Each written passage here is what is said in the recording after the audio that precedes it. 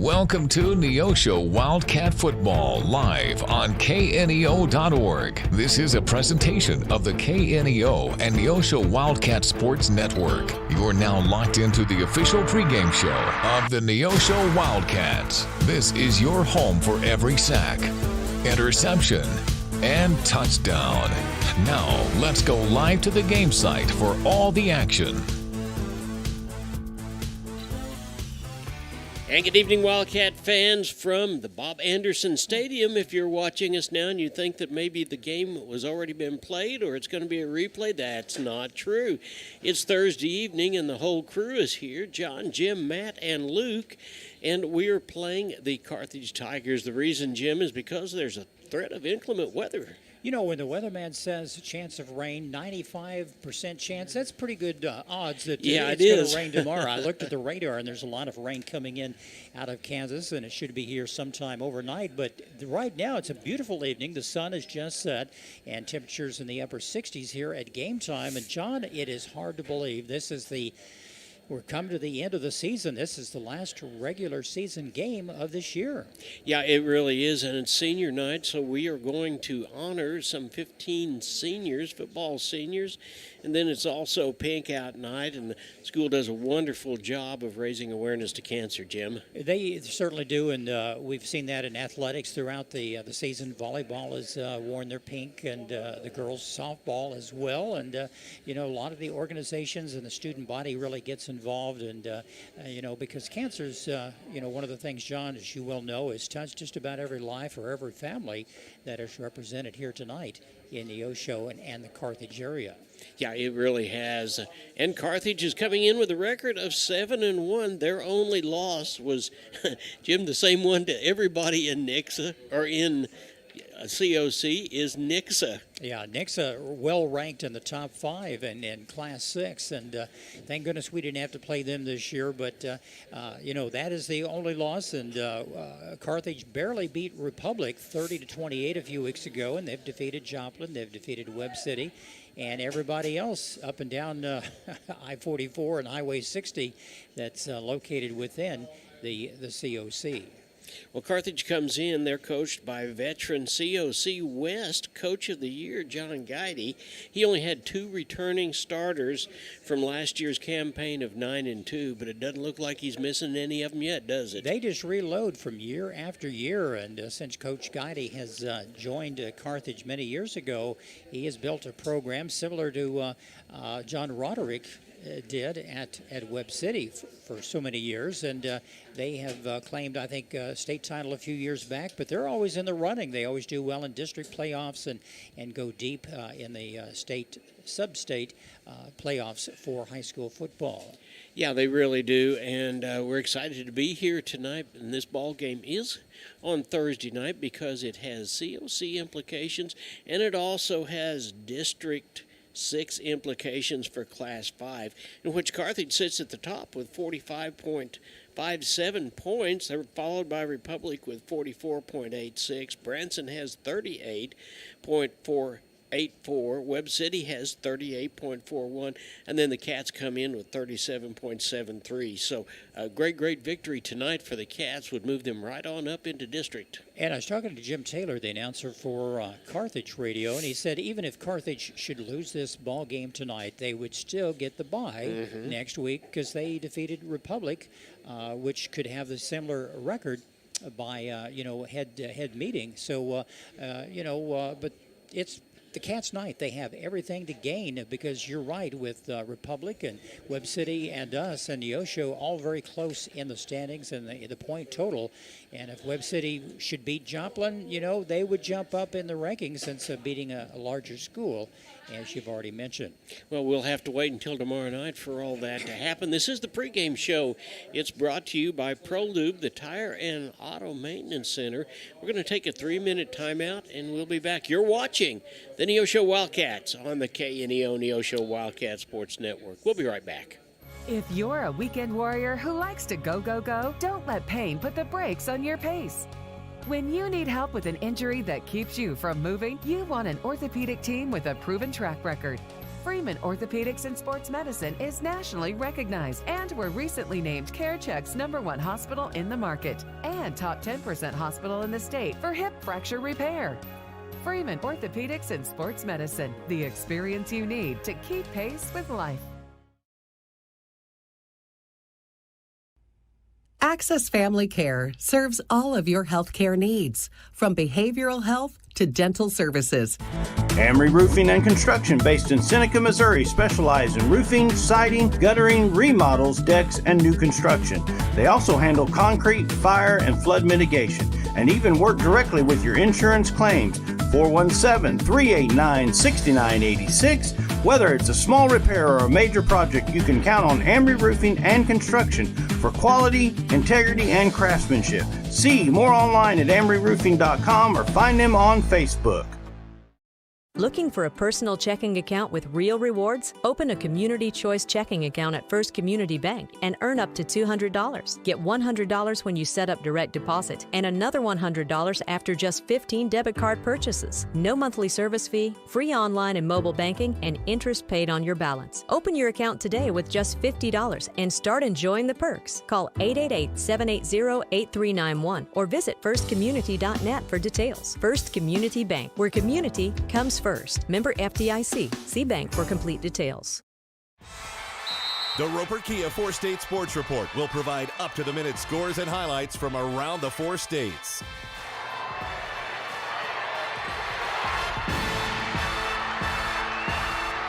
With ultimate local coverage from all your favorite teams. The Roper Kia 4-State Sports Report, weeknights at 6 and 10 p.m. A business impact partner of KNEO 91.7 FM is 4-State Printing in Anderson, Missouri. Serving the area since 1982, they specialize in screen and offset printing services and have promotional products. 4-State Printing also has a retail store, County Clothing Company, that offers McDonald County spiritwear and Christian apparel. More information at 417-845-6929 or online at 4stateprinting.com. At Calvary Neosho, we aren't your grandmother's church, because she lives in Akron, Ohio, and that would be a terribly long commute for church. But if she did live in Neosho, we at Calvary would be delighted to have her come visit us. And since you live here, we would definitely like you to come visit us. Then, when your Nana comes to visit for Christmas, you can bring her to church and introduce us to her. We're sure she is a delightful lady. You can find us at Facebook/Calvary of Neosho, or join us in person at 3650 Oak Ridge Extension. We gather for worship Sundays at 10:30 a.m. Calvary Neosho. Not your grandma's church, but we'd sure like to meet her. There are many of you, many all over the world, that are lost souls. Billy Graham. You're alive physically, but your soul, your spirit is separated from God. And as a result, it brings about all kinds of inner problems.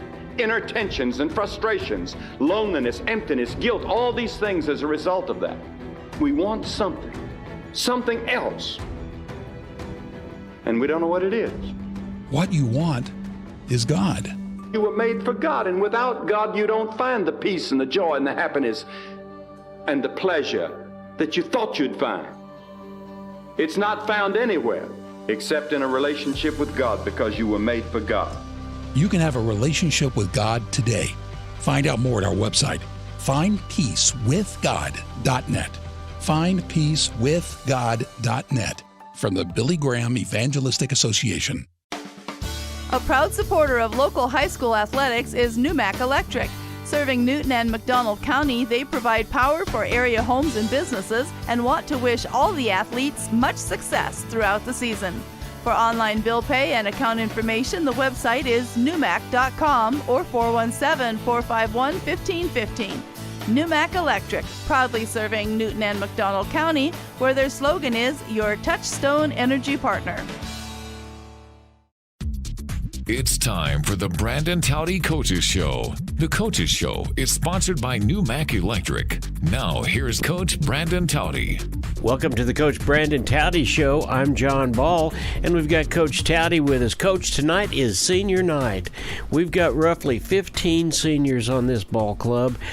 Let's talk about the seniors just a little bit. What does tonight, first of all, mean to them, and what does it mean to you and your coaches? I mean, it's a special night. It's honestly hard to believe that we're already to this point. You know, the season's flown by, and in the last 4 years with these kids that have flown by. And so it's a special group of kids. You know, these guys were eighth graders when me and most of this staff kind of came into Neosho. So we got to see them a little bit in junior high, and they probably were last year's group was the first group we had for 4 years, but this is the first group that we've probably really been able to have true off-season with for 4 years, so that's a little bit different as well. But it's a special group of kids, and senior night's special because it's the last time they get to play at Bob Anderson Stadium in the regular season and in front of their fans and their family, and to come out of the indoor and to play on this field. It's just special, and so we're excited for tonight and excited for these seniors, and we're going to miss them, and it gives them an opportunity to play one last time together, and for these underclassmen to play for them and kind of show their respect for them. Well, there's 15 of them that I can see, and I don't want to talk about all of them, but I'd like to talk about a couple of them. Let's talk first about Nate Winkler. He's a kid that you said at the beginning of the year is a program kid, meaning he's been with you for 4 years now. Yeah, I mean, Nate's a kid that didn't play a ton his first 3 years as far as varsity goes. He got in on some special teams. He battled some injuries and wasn't able to play a ton at the varsity level because of that. And so he's just a kid, though, that's shown up and worked every single day. And, he came to the off-season stuff and came all summer and works hard. And he's finally gotten his shot his senior year. He's healthy and, able to get that starting spot at linebacker. And so, when you have the kids like that maybe don't have the playing time they want early on, or not even necessarily that they want, but not a ton of playing time early on, and they continue to work and show up every day and just put their head down and grind, and then when they get their opportunity their senior year and they have success, those are special stories and special kids, and we're extremely proud of Nate. Yeah, this is a kid that gets 12 to 15 tackles every ball game. Yeah, he's all over the field. He flies around. He's, a lot of people, you probably look at him and say maybe he's a little undersized to play linebacker in this conference, but he doesn't shy away from contact one bit. And, being a little bit smaller allows him to run better than a lot of those other guys. And so he runs well and tracks the ball down well. And like I said, he's not afraid of contact, and he'll throw his body on the line for his brothers. And so he's had a great year, and we're excited to see him continue to grow as we get into district play. Contrast him with a kid like Oliver Martin, who hasn't played football since maybe 7th or 8th grade, and he comes in his senior year and really wants to make an impact, and he has.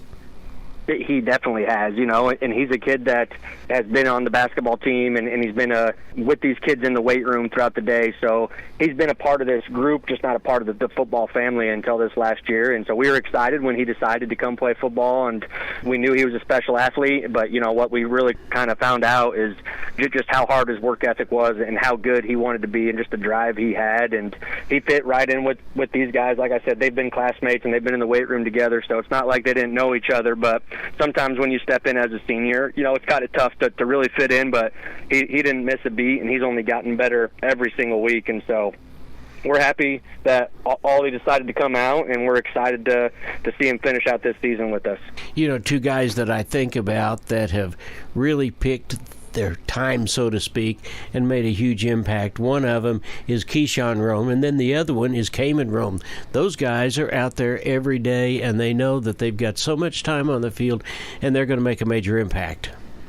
Yeah, they really are. It's another couple kids that really haven't gotten their full-time starting shot until their senior year. They both kind of played here and there sparingly, their sophomore and junior year, and would come off the bench. And, I think they both maybe started a game before this year, but this is, their first year being a true leader and a true, everyday starter for the program. And so they're program players, just like we talked about with Nate Winkler, that have just continued to work and get better. And they know that the clock's ticking on them, and they've only got so many games left, and so they absolutely do everything they can to take advantage of all those situations.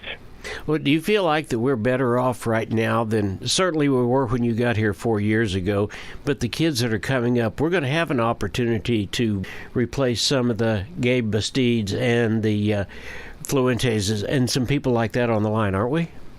Yeah, we are. We're in a way better spot. Like I said, we're finally got groups that have been with us in our program, going through the off season in the weight room with us year round, and we've been able to build those relationships with these kids as they've came up through junior high and through youth, and so we have a strong foundation built, and they know that we care about them, and so we're able to coach them maybe a little bit harder than we were when we first got here, because they already know how much we care because of the time we've invested in them. And so we've got a lot of guys coming up, and we're excited about the future. And a year ago, a lot of people, I think, said after we lost that senior class that we were losing just about everything, and they didn't know how good we'd be this year, and we were able to replace a lot of those guys. And it's a testament to this senior class and a lot of those guys that we just named that maybe didn't play a ton as sophomores and juniors, but just continued to work within the program, and when they got their opportunity this year have shined.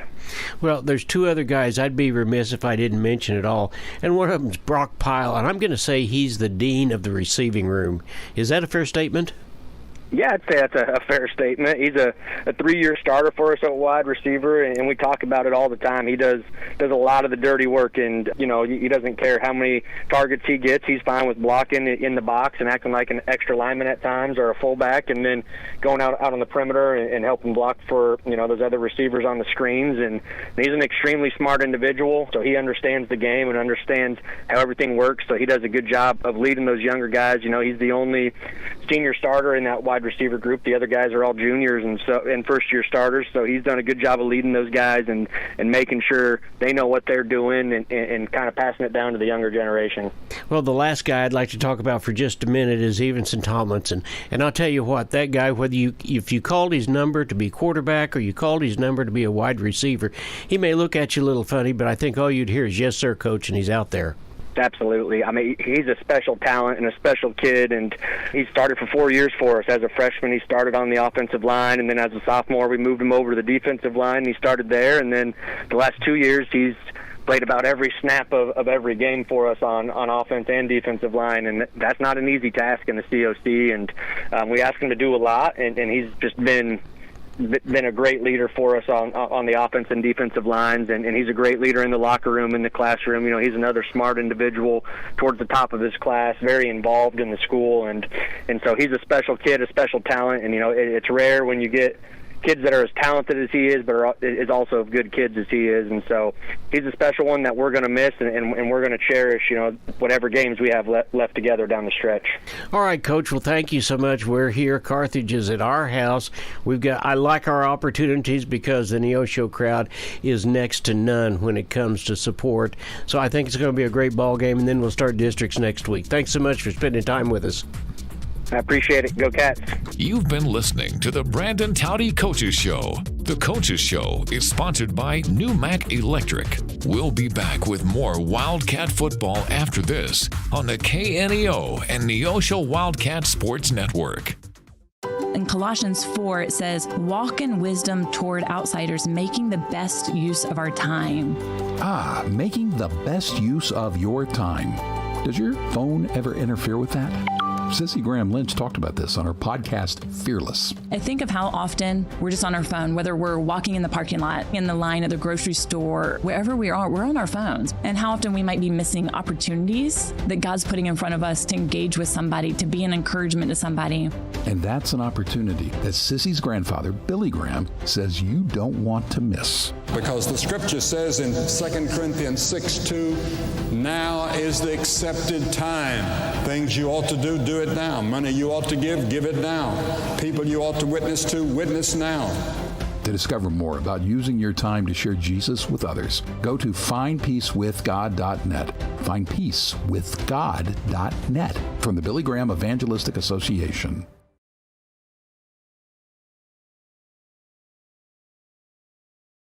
And welcome back to Bob Anderson Stadium. What you can see is a group of seniors that are being honored tonight. There are some 15 senior football players, and then, of course, dance people and cheerleaders as well. But, Jim, before we go any farther, let's say congratulations to the Lady Wildcats. Even though they got beat last night, they ended up being second in the COC West, and they were the runner-up in the District 6, Class 5, and they played a tough Ray-Pac team who was the number 1 seed, and they only got beat by 1. That's right. They finished that ball game last night 2-1, and boy, John, I'll tell you, that 7th inning, it was exciting. The Cats had the bases loaded, 1 out, and they couldn't get a runner in to tie it up. And kudos for Ray-Pac, a great pitcher, Kelsey Donaldson, who struck out 15 Lady Cats, and it was quite the show. A good crowd, the standing room only crowd, really, at the stadium last night, softball stadium, and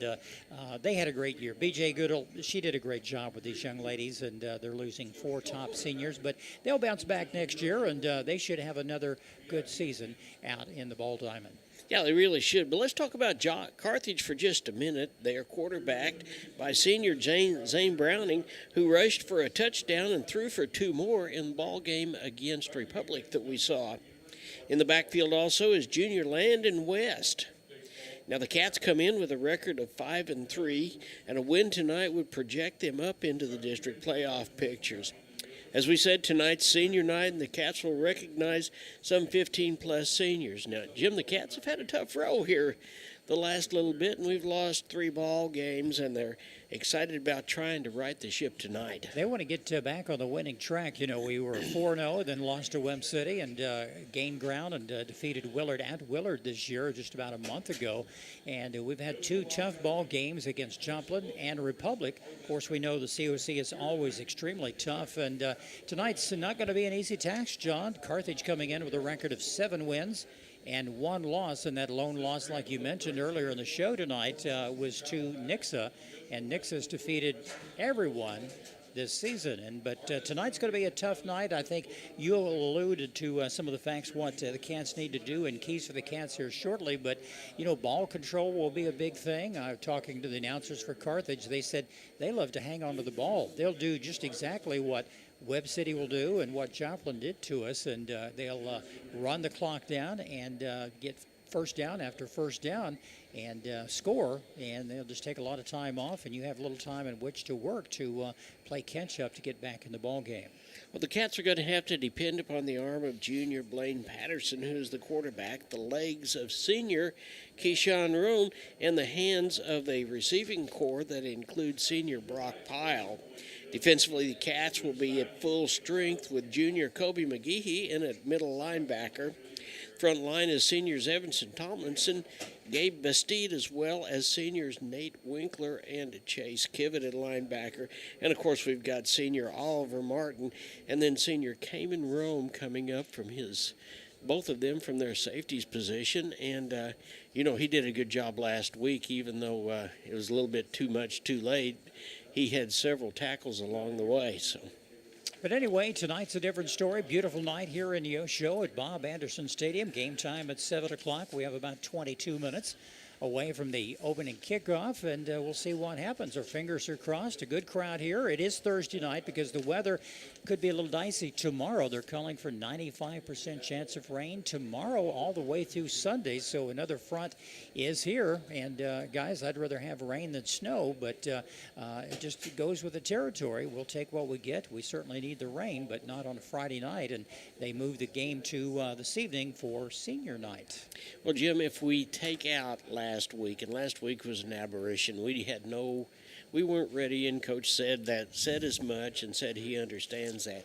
But if you take Joplin and you take Webb City, we got beat by 6 points and 6 points only. I think we're ready for Carthage tonight. Yeah, a lot of what-ifs in that, and I'm sure Coach Touty tonight will probably pull out all the stops, and he'll know right away, real early in the ball game, what's going to work and what's not going to work, because last week Republic was ready for our run game, and we're used to running around the end and getting some good yardage, either from Blaine or from Mr. Roan. But last week it was an entirely different story because we did not score until late in the 4th period. That's exactly right. This is the pregame show. It's being brought to you by ProLube, the Tire and Auto Maintenance Center. We're going to take another 3-minute timeout. We'll be back with keys for the Cats, the starting lineups, and much, much more. You're watching the Neosho Wildcats on the KNEO and Neosho Wildcat Sports Network. We'll be right back. This is Pastor Barry Reel from the First Free Will Baptist Church of Neosho. Though our culture seems to be rejecting the idea of truth, we remain committed to obeying God's Word by speaking the truth in love. We would love to share God's truth and love with you. We're located at 960 Burr Crossing Road in Neosho, and we meet on Sunday mornings at 10:45 a.m. and then again on Sunday and Wednesday nights at 6 p.m. Find us on Facebook at First Free Will Baptist Neosho or call 918-413-5465. Missourians know we've got their back. For 75 years, they've turned to Missouri Farm Bureau Insurance for dependable, personalized life insurance coverage. That's 75 years protecting families and the lives they've built. For small-town values and big-time protection, call Missouri Farm Bureau Insurance. We've got Missouri covered. I am Josh Dodson with Missouri Farm Bureau Insurance Services. If you're in Missouri, I'm for you.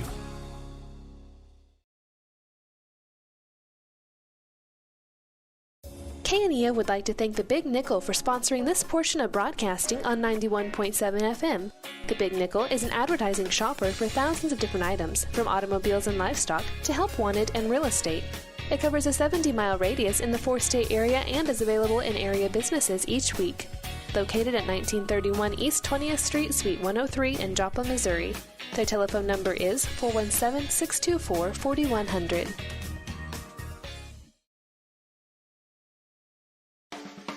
A proud supporter of local high school athletics is Numac Electric. Serving Newton and McDonald County, they provide power for area homes and businesses and want to wish all the athletes much success throughout the season. For online bill pay and account information, the website is numac.com or 417-451-1515. Numac Electric, proudly serving Newton and McDonald County, where their slogan is your touchstone energy partner. The Freeman Family YMCA is a proud sponsor of high school sports. Serving the 4-state area, the Freeman Family Y believes in putting Christian principles into practice through programs, building a healthy spirit, mind, and body. With 2 locations to serve the area in Grove, Oklahoma, and Neosho, the Freeman Family Y open 5:30 to 9 Monday through Saturday, 1 to 5 on Sunday. For more information, you can go online to ymcaswmo.org or call us at 417-455-9999. And once again, welcome back to Bob Anderson Stadium, our Thursday night edition of high school football. Carthage Tigers come to town to take on the 5-3 Neosho Wildcats. Time now for Keys for the Cats. Keys for the Cats sponsored by your State Farm agent Eric Norris in Neosho, located at 437 West Kohler. Eric and his team offer a wide variety of insurance services for both individuals and businesses. If you'd like to learn more, you can always check them out online. That's ericnorrisinsurance.com, or phone them throughout the week at 451-6666. And now with Keys, here's John. All right, Jim, and we go with Keys, and we use the letters CWMP. C stands for come to play. The Cats have taken it on the chin here of late, but we've won 5 ball games, and the game plan has been pretty successful. Let's run the ball tonight and attack in the air the way that we know that we can, and let's let Carthage know that we did come to play. W, our best chance for a victory is when we attack, and we attack on the line of scrimmage on both sides of the ball. We have the ability to win the ball game tonight, and it starts with long, sustained drives. We talked about how Carthage likes to control the ball. We like to do that ourselves.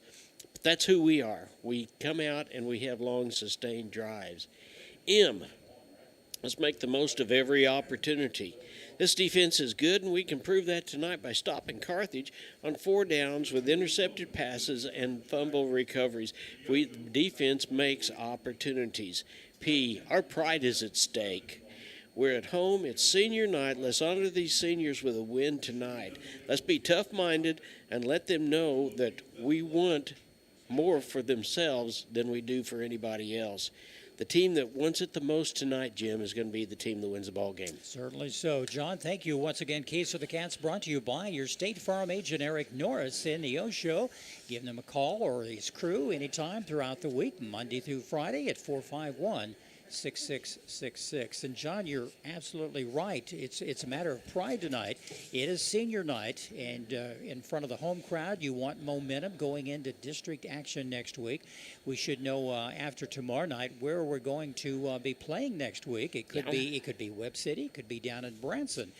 That's two of the logical choices, but we'll find out tomorrow because Webb City will take on Joplin in that ball game tomorrow night, and I think it will be televised. You can catch that, I think, on KSN TV tomorrow. Right. So, but in the meantime, you've got a good ball game here. We have the 5-3 Neosho Wildcats against the 7-1 Carthage Tigers. But John, you look at paper, and I know we don't play games on paper, but you know the Cats still averaging 42 points per contest. Very explosive offense, and that's due to some really high-scoring games early in the year.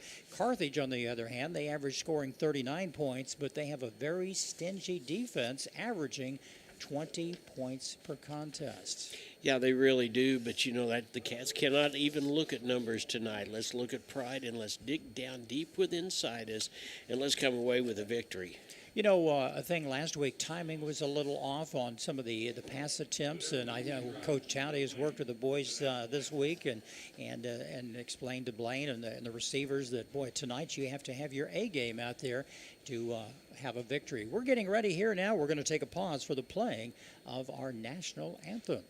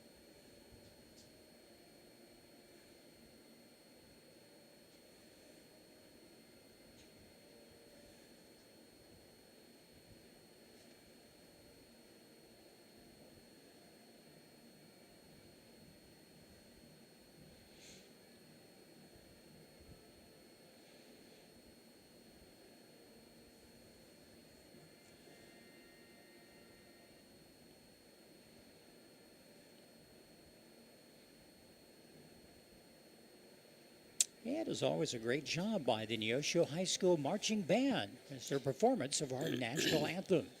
Yeah, Jim, let's go back to a comment that you made a few minutes ago. Let's talk about Class 5 District 6. Carthage, without a doubt, is going to be the number one team, and they get the bye. Looks like at this point Republic is going to be number 2. Now, it gets a little bit fuzzy from there. Branson, who is 6-2, the same as Republic, but they don't have near the strength of schedule that everybody else does. Then Webb City comes in at 5-3. The Cats come in at 5-3. Parkview is at 3-5, and then Willard with their lone win are 1-7.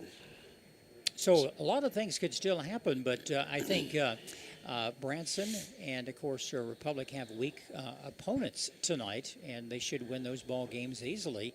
And, of course, the big game tomorrow night, Webb City and Joplin. But if we would win tonight, John, and, we could jump up a little bit, say Webb City gets defeated tomorrow, we would jump up in their spot with a better record, and because we're just really neck and neck with points right down the line with those three teams in question. Yeah, we are.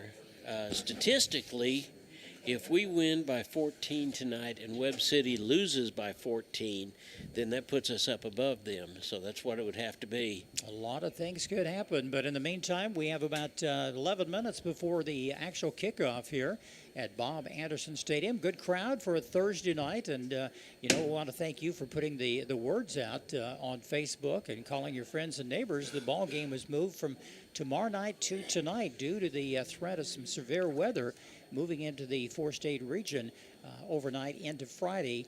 and throughout the weekend. So I think it was a wise decision by the athletic directors from both Neosho and Carthage to have this game tonight when you have temperatures around that 70-degree mark. Yeah, I think it was. I think it was a really, really good decision. I have a strange feeling that before this weekend is over with, there are going to be a lot of other teams that are going to wish that they had made the same decision. Well, John, the temperatures dropped down from a high today of 71. It's now 62 degrees. And the winds gusting up to 13 miles per hour. So really a nice night. Just a light jacket's all you need. But at home, you have the best seat anywhere because you can put John and I and Matt and Luke up on the big screen and probably get better reception and see all the action right from the comfort of your own home. Yeah, Jim, let's go ahead and talk about the starting lineups. We can certainly do that tonight. The Carthage Tigers coming in with a record of 7 wins and 1 loss. That lone loss came to the hands of the Nixa Eagles early in the season. But Carthage tonight, I'm going to read just some of the key players, some of the starters tonight, mostly on offense. And number 2 is Landon West. He's a running back. You'll be hearing his name called throughout the evening. Others tonight of Carson Kender. Number 5 is a wideout, a senior. Number 13 is Jack Carlton, also another fine receiver. Number 16 is Zane Browning, the quarterback. He is a senior. He was a backup last year, but he did see a lot of action. Followed by number 20 is Landon Bland, a tight end and defensive end. He's a senior. Number 22 is Cade Lawson, a running back. He'll see action from time to time. And finally, number 26 is Malachi Douglas. He is a junior, but he is a wideout and also a defensive player.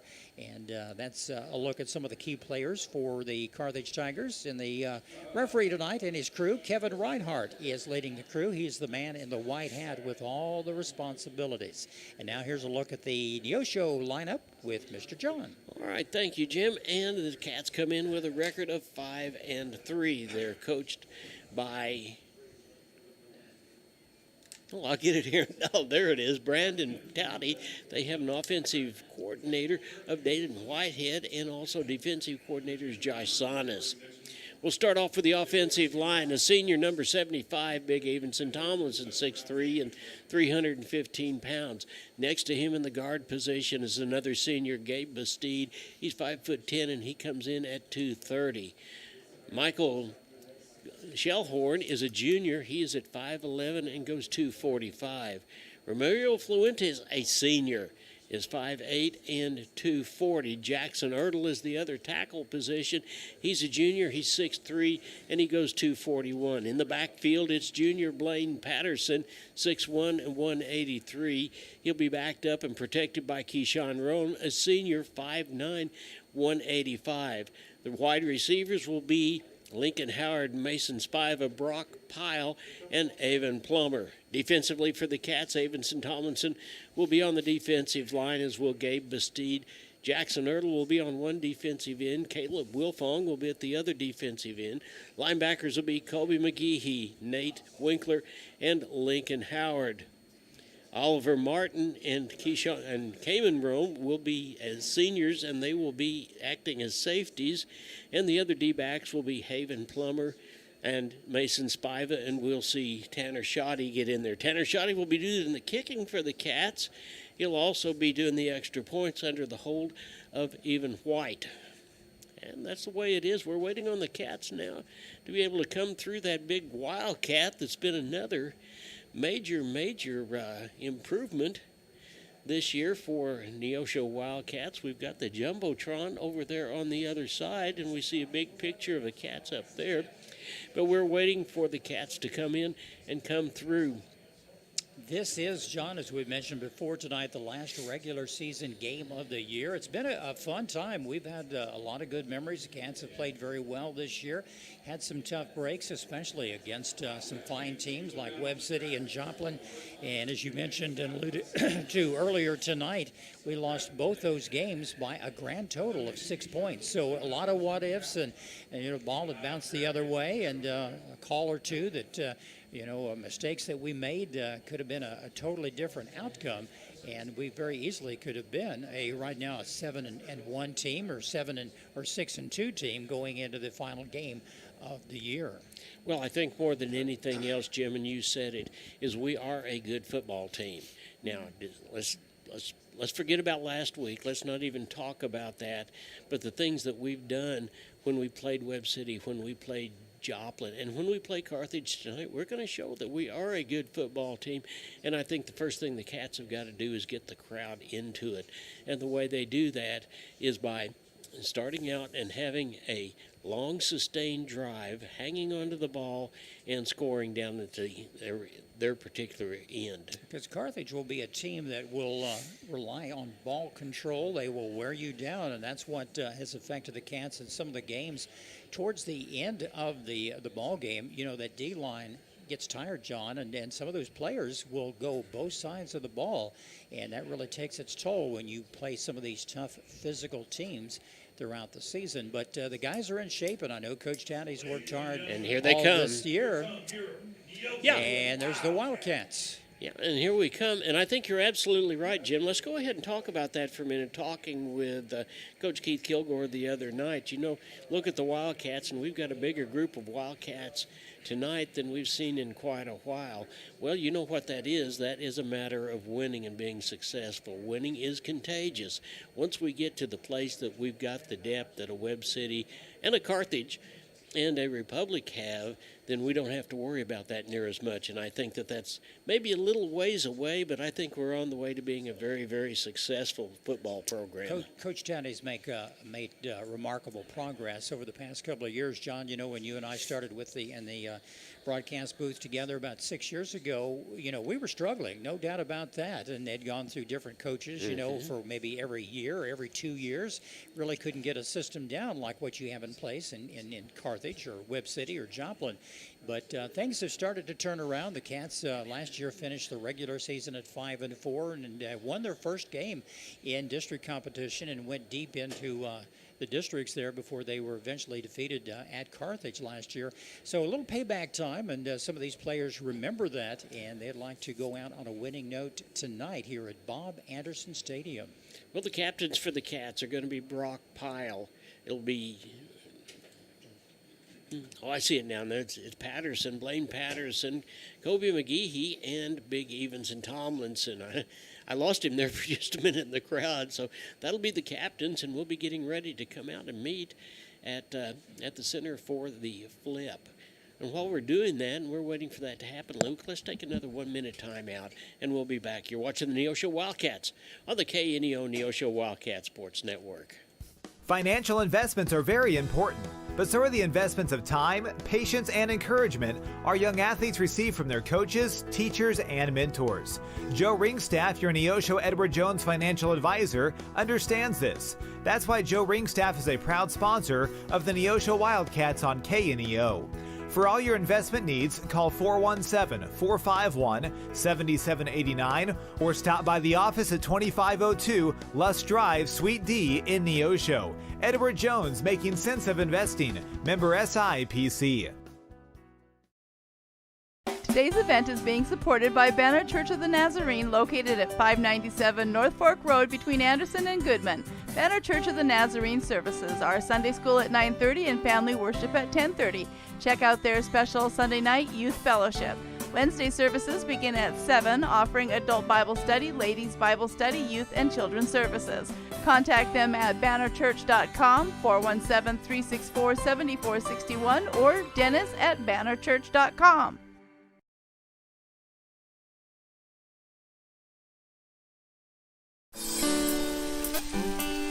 Hi, I'm Pastor Jeremy Bridges with the Canopy Church, and I want to take 30 seconds today to encourage you to pray, because our prayers have the power to move heaven. James 5 says the prayer of a righteous person is powerful and effective. When we pray, God listens. When we pray, situations can change. When we pray, miracles can happen, and heaven moves on our behalf, simply because we pray. Take some time today and pray. For KNEO Radio, I'm Jeremy Bridges. This ball game is being brought to you by the Neosho School District, People's Bank of Seneca, Missouri Southern State University, Dig Right Equipment Rental, Compton CPA First Community Bank, 86 Mini Storage, ProLube, your tire and auto center. Southwest Missouri Bank, Farm Bureau, Josh Dodson is your agent. Freeman Orthopedics and Sports Medicine. And it looks like that we've had the flip, Jim, and what's it look like? And the Cats won the toss, and they've elected to receive. They'll be defending the north goal, and really light wind right now. Earlier it was a little breezy today, but temperatures in the low 60s at game time, and really shouldn't affect the passing game. But I know, after the Cats have deferred the past couple of weeks, they'd like to get on the scoreboard first and have Carthage play catch-up throughout most of this contest. Yeah, well, the kicker for Carthage is Malachi Douglas, and he will be teeing it up, and we'll see. It looks like it will probably be, if I was guessing, Oliver Martin and Cayman Roan back to take the kick. The Cats have had good luck, good starting position most of the year, just moments away. Good to have you with us at home tonight here on the KNEO Wildcat Sports Network. Put us up on the big screen if you can. Take us off your laptop computer and enjoy the ball game. This is the last home game and last regular season contest of this 25 season. Next week, district action takes place. Jim, check that. It's going to be Hayden Plummer over on that side and Oliver Martin over on this side that are back to take the kickoff. Well, the Cats need to have a good start. And as always, in quarterback, as we mentioned, the junior, Blake Patterson has had an outstanding year, along with Mr. Roan, number 5. And a host of great wide receivers. And, John, a lot of them will be back next year. I think Brock Pyle is not. Yeah, Brock Pyle is That's right. He is the one senior wide receiver. That's right. So they should have a good group next year. They'll lose a few players in the line. But other than that, we're ready for kickoff here from Bob Anderson Stadium. Well, if this kicker's like the Republic kicker, we won't get a chance to return it, but it doesn't look like that. It's going to go to Plummer, and he's up to about the 20, and he is breaking through. He's going to stop at about the 25-yard line. Nice little run back of about 20 yards, and that's where the Cats will take over. 1st and 10 from their own 25-yard line. Let's see what they can do against a very fine, stingy defense from Carthage. They average giving up 20 points per contest, and they average 39 points on offense. Good crowd here on Thursday night. Yes, you heard right. This is Thursday, not Friday night, due to some severe weather coming into the region tomorrow. And the handoff to Roan off the right side, gain of about close to 4 yards. Let's see where the ball is spotted, but just off right tackle. Nice little run. It was Pyle in motion that time, and he was the lead blocker coming through there. That seems to be the way that we normally start things going. Pyle is lined up in the slot back position. And 2nd and 6. Handoff again. He's hit hard and pushed back for a loss. Nothing doing that time. And they're going to say he gained back to the original line of scrimmage, but he was hit by a host of Carthage Tigers. Yeah, he was. He was hit in there by number 62, Blake Cloud, who is a junior. Patterson in the backfield. It's 3rd down, and there's a flag. And it looks like that there is... Probably, yeah, it's against the Cats. Yeah, it'll be against the Cats, Little. Probably a legal procedure. 5. Well, bring it up 3rd down and almost 11 yards to go. This is definitely a passing down. Yeah, and the umpire back there in the back, the chief, is motioning to get the clock going. So we didn't really even see what it was, but apparently it must have been some sort of an offsides penalty. Patterson back. He wants to throw. He's got a man open. A good pass. Oh, it's going to be a 1st down. A good pass up to number 2. Lincoln Howard was made the pass, and he was in there by Carson Kinder was a defender, and Lincoln just picked him up and carried him on for the 1st down. Different formation, kind of fooled the defensive back up. Patterson's got There's some go room. Patterson. He's going. He's going to. No one's going to catch him. Blaine Patterson all the way to the house. Touchdown, Wildcats. What a nice play. All the way, a 63-yard touchdown run by Blaine Patterson. Well, Jim, we saw that last week. One of the 2 touchdowns was exactly that play, and Blaine called his own number. He spread the offense out. When you spread the offense out like that, those openings come about.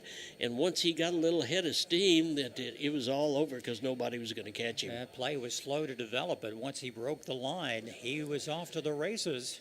Nice 63-yard touchdown run, Blaine Patterson. And the extra point attempt is up. It's good. Our score, 7-0. Neosho on top of Carthage at 10:28 to go in this first period. We'll come back after this brief timeout on the KNEO Wildcat Sports Network.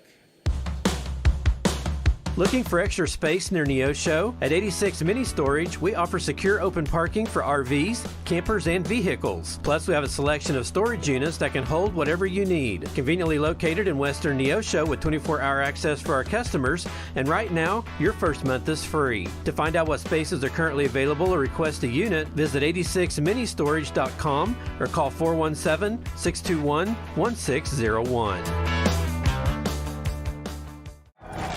People's Bank of Seneca. We care about your journey every step of the way. Since 1996, visit us in Joplin, Neosho, or Seneca. PeoplesBankOfSeneca.com. Member FDIC. Proud sponsor of area athletics. Let's score big together.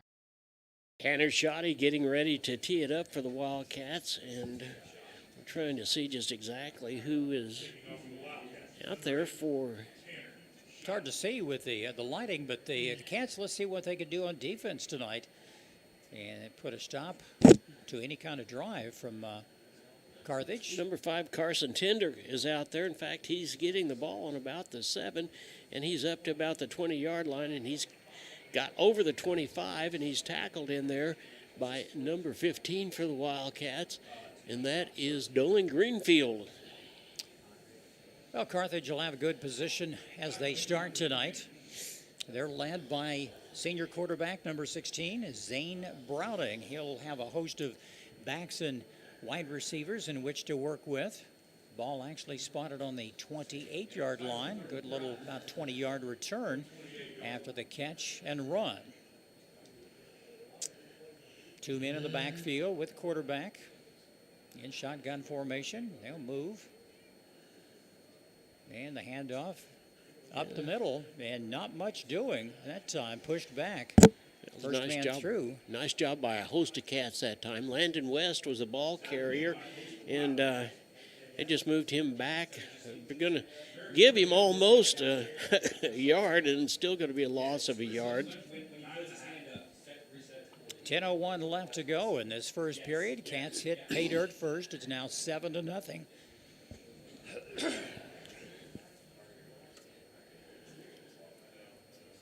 See what the Cats can do on defense. They've always done well on the first initial drives on defense. This year, 1 man in motion. And it's going to be a jet sweep around the far side. The Cats are not going to let it get by. Nothing doing. It'll bring up 3rd down for the Tigers. This is Malachi Douglas. He's going to pick up about 5, so it's going to be 3rd and 6. Still long yardage. Be nice if the Cats could put a stop right now. Clock running, 9:20 to go in this initial period. Crowd starting to still fill in tonight. People are coming in. Good crowd from Carthage coming down the interstate to be with us. And good to have you with us at home as well. 3rd and 5 for the Tigers. Ball spotted on the 33. West it's a is passing off to down. one side, and there's a pass that's nice going catch. to pick up the first down, it looks like. Across the 40, down to about the 42-yard line. That was number 2, Landon West, as you mentioned, the junior. And so the drive remains alive for the Tigers. Their big thing this year is ball control. They take a lot of time off the clock. They will wear the defense down. Cats have been working on that all week. Carthage, good-sized team, as well as Neosho, be evenly matched. But they have some big young men on that offensive line. Quarterback keeper. Browning calling his own number. And he's hit after about a yard gain. Not much there. He's pushed back. He's hit in there that time by Cayman Roan and number 1, Howard. Oh, it's Mason Spiva's number 1. Oh, that's right. That's Mason Spiva. Almost looks like a 7. I was looking for a 7, but John, football's changed with his artificial turf. There's no dirty jerseys anymore. Remember on the rain and the mud? Oh, yeah. Slipping and sliding, all the fun, and then you couldn't read their names. Tigers ball, 2nd and a long 9 to go. They need to get up to about the 48. inside Neosho territory. Browning back again. Looks like it was an option, but he's some wide room. open. He's across the 40, down to the 35-yard line. Good quarterback keeper by Browning. He's tackled in there that time by the same two, Mason Spiva and Roan. The ball spotted on the 34-yard line. Nice pickup. Good 20-yard run by Browning. Nothing fancy. Well, that was an RPO. It was a run-pass option, and he hung on to the ball himself, and he saw the opening, but he had someone he could lateral the ball back to if he needed to that time. 1st and 10 Tigers from their own Neosho 34-yard line. Drive is alive. Started back on the 23. And another quarterback keeper has some room.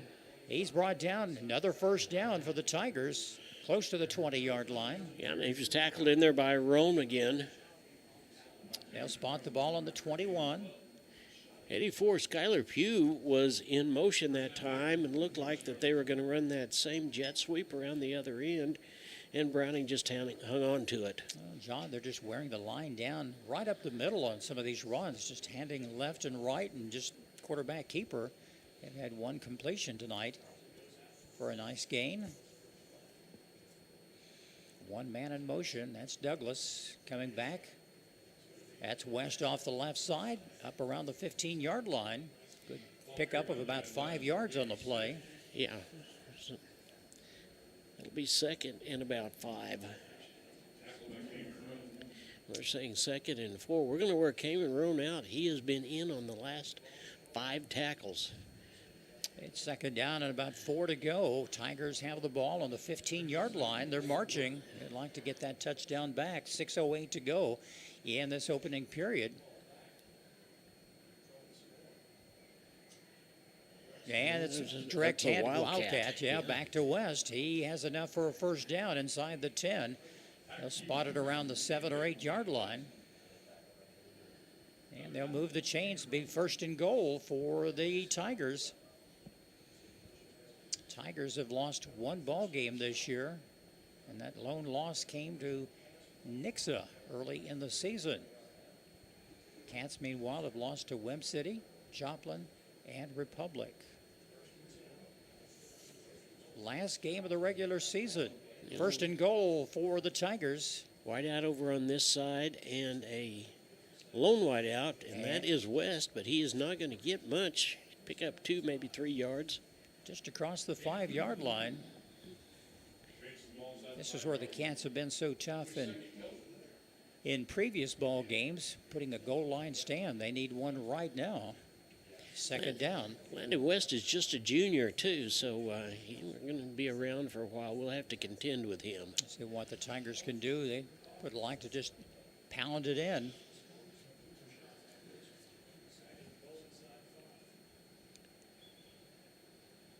Browning in the backfield. 2 men join him.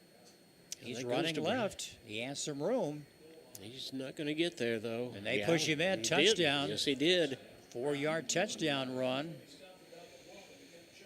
And just like that, with the extra point, we could have a tie ball game. That touchdown coming at the 4:46 mark in the first period. Very fast ball game, mostly all running tonight. Looks like they may very well try to go for 2. No, he's going to go for 1. He just likes to, he's probably... Yeah, and that is Malachi Douglas. And the quarterback will be holding. He just likes to set off to the side. They just put it off to the right side. And the snap. And the kick is up. It is good. We have a tie ball game, 7 apiece. Neosho and Carthage at 4:46 in the first period. We'll take a quick timeout and return on the KNEO Wildcat Sports Network. Every team knows that the 2-point play can be a winning move. State Farm agent Eric Norris and his team are here to help you go for 2 by combining your home and auto insurance. It's a great call and saves you time and money. So go for the win and score big savings by combining your home and auto. It's just another way to help life go right. Call State Farm agent Eric Norris at 417-451-6666 for more information. And go Wildcats! Locally owned, operated, and here for you. Check out the new face of the Neosho Daily News, covering Newton County, highlighting area residents, businesses, school news, sports, and more. Find us on Facebook at Neosho Daily News or call 417-451-1520. Go get 'em, Wildcats! Plummer on one side and Martin on the other. Malachi Douglas getting ready to kick off. The score is tied at 7. There is 4 minutes and 46 seconds left in the first quarter. Tigers scored on a 4-yard touchdown run. Nothing fancy, 10-play drive, and they did most of that just pounding it right up the middle. Here's the kickoff from Douglas. It's a good one. Going to be taken down on about the 4-yard line. Plummer's got it, and he's trying to get around, and looks like he's going to get to about the 20-yard line. And he tried his best to pick up about 15 yards on the return, and all the Tigers were waiting for him, nowhere to run. Yeah, I thought he was going to try to come around this end down here. He would have had an opening there, but Carthage was not in favor of allowing that to happen. No, they were set for that. 4:39 to go in the opening period. Cats have the ball. They scored on their first drive. Won a 63-yard touchdown run by Blaine Patterson. They'll hand off to Roan up the middle. Has some room. He's got a man to beat. He's across the 40. Broke down around the 45-yard line. Good pickup of 25 yards on the play. Yeah, that was Landon Bland that made the last-ditch effort in order to catch him and made a shoestring tackle. You know, John, when he is off to the races, he is difficult to bring down. And here we go again. Mason Spiva is in motion. They come back, handoff again. Roan, he has a man to beat. 10 yards down across the 45. Yeah, and he got another first down. Nice run for the Cats. 13-yard pickup. Ball spotted on the 42-yard line. Good drive. Good start again for the Cats. Patterson's going nowhere this time. He's hit at the line of scrimmage. Tried to fake everybody out with Roan running right. It'll be 2nd and 10. They'll let him get back to the line of scrimmage, and that's about it. Offense is spread out. We've got 2 wide receivers on the far side going all the way across, and 2 wide receivers on this side. And there it is. It's incomplete. Yeah, there was a nice job in there by them. Yeah. Intended for Brock Pyle down on the 35-yard line. Good defensive effort by the Tigers. Jet Dalton was the one that got a hand around there and made the play. But it looks like that, okay, we're getting ready to go now. The officials are not making any type of moves. Patterson of the ball. It was 3rd and 10. He picks up maybe about 4, possibly 5 yards on the play. Yeah, as I was saying, Jim, the officials are not giving us any kind of signal about what's going on, so I guess we'll just have to go ourselves. Cats are in 4-down territory. 4th down and about 4 to go. A long 4 to go for the Cats. Ball spotted on the 37-yard line. Yeah. Patterson is back. Pile in motion. And they're going to look at the coach over there. Yeah, that was a fast count trying to get down a little bit closer, and it didn't work. Play clock under 10 seconds. And counting. We've got trip wideouts on the other side. And he's back to throw. He's going to go deep. Oh, just in and out of the hands on the left side. Yeah, that was intended for Lincoln Howard. And it's going to be a turnover on downs. The Tigers will take over. And the ball spotted on the 37-yard line. So after a couple of nice plays and good runs by Mr. Roan, the Cats cough up the ball. Jefferson Tomlinson is, he broke that hand, I guess, some 3 ball games ago, and I saw the official looking at it. It's still casted pretty hard. The entire hand is wrapped up now, and I believe, Jim, that's continuing to hamper him just a little bit. I'm sure it has to be. You kind of lose the grip there. You can't grip out of that one hand. And Tigers with the ball, misdirection play. Number 21 with the run there. That's Jeff Dalton. Yeah, Dalton had an opportunity to lateral the ball back to West and decided to go himself. Gain of 5 yards. It'll be 2nd down and 5 from the 43-yard line. Carthage with the ball. Tie ball game. Clock winding down, 2.5 minutes to go in this first period. Skylar Pugh, a wideout, is back into the ball game for Carthage. We've got 2 wideouts over on the other side, and now he really stretches out. West comes back into the backfield. One man in motion. It's a quarterback keeper off left side. Has some room close to a first down. Yeah, I believe it is. See where they spot the ball. Browning just kept it himself. Yeah, I believe they got the first down. It is. And they'll move the chains. They better hurry. If they wake them up over there, John, they're kind of weren't paying attention to the line judge. Yeah, they've got it moved. They're ready to go. 2 minutes exactly. Clock is running. Cats need to make a stop, and they need to make a stand right here. Need to get the ball back. Another man in motion. Running. Oh, fumble on the play. Fumble, and the Cats have got it. Looks like Cats have the ball. Fumble at the 46-yard line. Cats take over. And that was just exactly what the Cats needed to do. That was number 54 that picked up that ball. And they tried a little handoff on the end around and coming across the line, and there's just a miscue there. And Tigers made a mistake, and the Cats come up with it. It'll be 1st and 10 from the Tiger 45-yard line. Yeah, it was Dayton Kivett that recovered that fumble that time. Quarterback keeper, not much there. Patterson hasn't had much success except that one long run tonight. That one long run, and I don't blame Carthage. I think I'd be keen on him too. It looks like they've got 2 spies back in the backfield, but somebody is hurt. Let's see. It looks like it might be Tomlinson. No, it's not him. No, it's not. It's Tomlinson's coming off to the sideline. I can't tell who that is. Coach Touty and the crew is out there with him.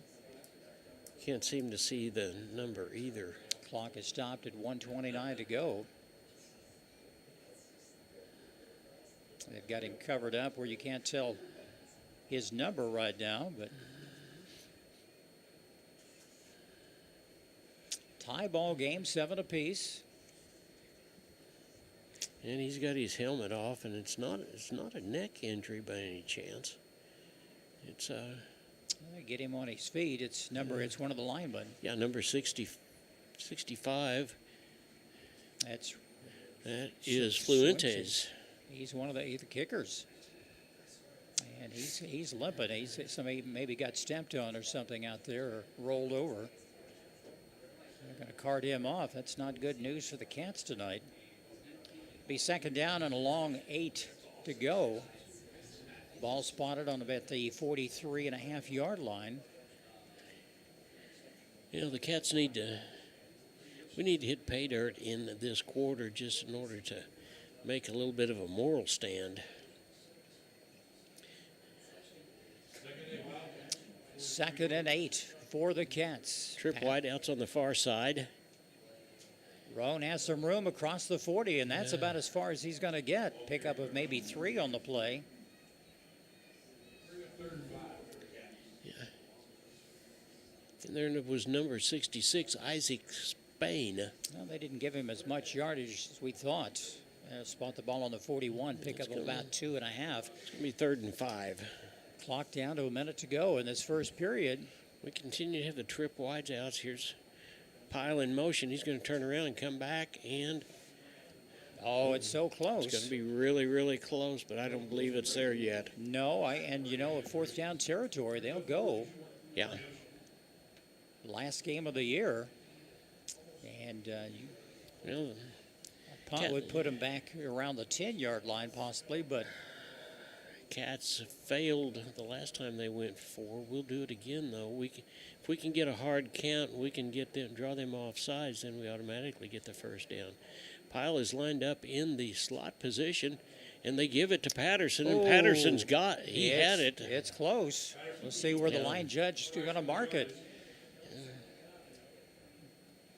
Yeah, Joplin and Carthage is already bringing their offense back in the line. Looks like he was short by about a yard.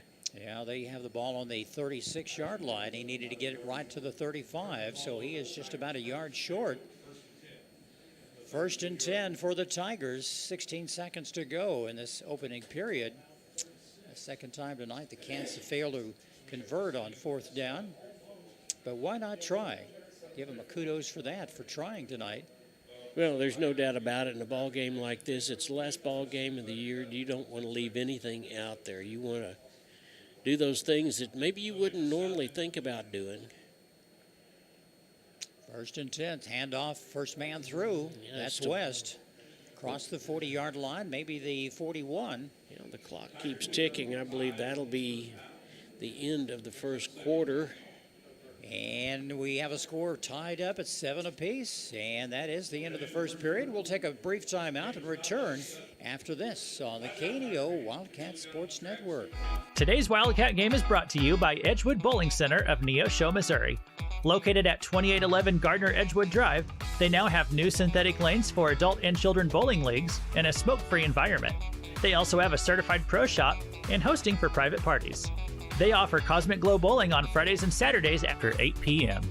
To learn more about Edgewood Bowling Center and their leagues for adults and children, the phone number is 417-451-4505. Amory Roofing and Construction, based in Seneca, Missouri, specialize in roofing, siding, guttering, remodels, decks, and new construction. They also handle concrete, fire, and flood mitigation, and even work directly with your insurance claims. 417-389-6986. Whether it's a small repair or a major project, you can count on Amory Roofing and Construction for quality, integrity, and craftsmanship. See more online at amoryroofing.com or find them on Facebook. And welcome back to Bob Anderson Stadium. It is the second quarter. We're knotted at 7. Carthage has the ball. Browning back to throw. He's going to, he decides to run. Oh, what a nice hit by Shoddy. Hit him around the letters, around the chest, and pushed him back. Yeah, you know, I think that was a pass play, Jim. He was looking to pass the ball, but the secondary did a nice job of keeping everybody covered. Shoddy came up from his linebacker position and was ordered to make the stop. Going to be third down and about the long 3 for the Tigers. 11:30 to go. We're in the second period. We're knotted up at 7 apiece. Browning in the backfield, 2 men as well. He's got wide out on either side. Here's one of them in motion, and Browning calls his own number again, but he gets the first down. Enough, and then a couple of yards on top of that. Brought him down around the 48-yard line. Jim, you know, they did that bubble sweep or that jet sweep once, and it's got us on our toes, and we have to stutter just a minute, but Browning is so fast that he normally can pick up at least 2 to 3 yards. And he's done that very well so far tonight. And the ball is spotted on the 49. First and 10 Tigers. They come up to the line. 10:50 to go in this second period tonight. Thursday night football, special edition on the KNEO Wildcat Sports They gave Network. it to him that time, and the Cats bid on it. And Douglas is running left. He's all the way down to about the 32 before he's knocked out of bounds. He's brought down by Cayman Roan, but he gets the first down, and they'll move the chains again. Nothing fancy, just around the left side. A good little gain of about 15 yards on the play. Ball on the 32. Yeah, we're going to have to come across the line of scrimmage and turn that in.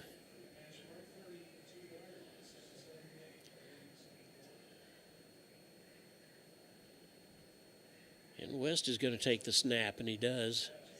He has running room. Oh, he's brought down. Yeah, he brought down quickly. He's going to gain about 3, it looks like. Possibly 4. Let's see where they spot the ball. The ball will be on about the 28-yard line. It's 2nd and 6. That's one thing that's fooled the Cats this year, some of the misdirection plays. It'll put you back on your heels, and you don't know where it's going to go until they're by you or they've gained 4 or 5 yards. They're going to send 3 receivers here to the near side of the field, 1 to the right. Browning the lone back. Douglas in motion. He wants to throw. He's got a man open in the end zone. It's, knocked away. A good hustle by Lincoln Howard at the end zone. Good defensive effort by the Cats. Yeah, that was a great play by Lincoln Howard to get down there. He was open momentarily, Sure but was. Lincoln caught up with him. Put a stop to it. Plummer also back there. It'll be 3rd down and long yardage, 3rd and 6 for the Tigers. See if they can put a stop to this and get the ball back. You know, we know after 2 weeks ago that Carthage does have the ability to kick a field goal. If we can stop them right here and just go for 3. Oh, man, open. Oh, intended for West in the side. I don't see a flag. A good defensive effort again. Great job that time. Yeah, that was a great job, not only by Plummer, but Jackson Ertl as well. Well, it's 4th down. What do? Do you go for it here? I mean, you've got him backed up. Well, like I said, they have the ability to kick a field goal. There's no doubt about that. But I don't think that'll happen just yet. A little far out of his range. The ball spotted on about the 28-yard line. See what they decide to do. 4th and long yardage. 4th and 6 or 7 yards. Looks like that they have brought Douglas in. And I believe they're just going to bring him in as a wide receiver. That's exactly right. Tigers are going for it. 4th down. Browning back to throw. He has a man open. It's complete. Down across the 10. It's, so close to the end zone. Oh, it's a fumble in the end zone. He probably was down. It's touchback. He did fumble in the end zone. He did. Wildcat football, number Brayton 11. Odell was the big man that the ball went to, and he got into the end zone, and it was fumbled. Well, they're conferring out there. Here comes the Kevin Reinhardt. Okay, now we're saying it was a touchback. Yeah, good break for the Cats. He was down to the 1, John, and yes, he fumbled was right there. He had a couple of Cats on him. And they just fumbled, and Cats recovered in the end zone. Good play, good hustle by the Cats. Good break. We need some breaks. He was a big offensive end. He's also a defensive end for them. He is a good-sized young man. 1st and 10 Cats from their own 20-yard line. Patterson and Roan in the backfield. 2 receivers at the top of your screen, 2 on the near side. Cats would like to get something back quickly. Well, that's actually the 2nd turnover the Carthage has committed in the ball game. They're usually Cats need to take advantage of this one, that's for sure. Patterson back to throw. Everybody covered. He might as well throw it away, and he did. There was one man. There was Mr. Plummer down there he's trying to get. Yeah, Pyle was right there reasonably close, too, so it was not like it was intentional grounding. Had him out of the pocket. He was flushed out of there. Yeah. Good, smart move by Blaine. 2nd down and 10 for the Cats. 9 minutes, 2 seconds left before halftime. Very fast-paced ball game. We've got one wide out on this side. He wants to throw. He's got a man. Intended for Plummer. Yeah, that was intended for Plummer, and he was being guarded by number 8, Tate Nichols. Just an easy little slant play, and just overthrew him. Yeah, if Plummer had caught that ball, it had been off to the races. So it's 3rd and 10. 8:58 to go. Long yardage for the Cats. You don't want to turn it over here or have to be forced to punt. Cats have recovered a ball, and Spiva, Pyle, and Plummer over here on this side. Another passing and they're down. out, and here it comes. He's overthrown, almost intercepted at midfield. They let it drop, and that's probably wise because there was a little mix-up there with Lincoln Howard. He couldn't get to the ball that time, but I don't believe he'd have caught it anyway. Punting situation for the Cats from their own 20. Couldn't convert and do anything on that drive. But at least they've kept Carthage from scoring on their previous drive with the fumble recovery in the end zone for a touchback. Cayman Roan is going to kick the ball for the Cats, and back to get it is Nathan Nichols. Carthage should have good field position.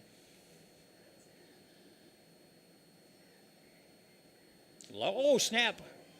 And couldn't get the kick away. No. And he's taken down on about the 12-yard line. A tough break for the Cats. Carthage will have extremely good field position. And Low snap and just... Rome is coming up hobbling. Just a mistake you don't want to... That's probably not something we want. Ooh. Yeah, he's... There's your, Fuentes was hobbling. I don't know who their third-string kicker would be. That's Smarts. He was hit hard when he was brought down. Carthage has the ball, 1st and 10 from the 12-yard line of the Cats. Browning in the backfield, 2 men alongside him, 1 in motion. He's going to give his to West again, scampers up to about the 5-yard line before he's tripped up.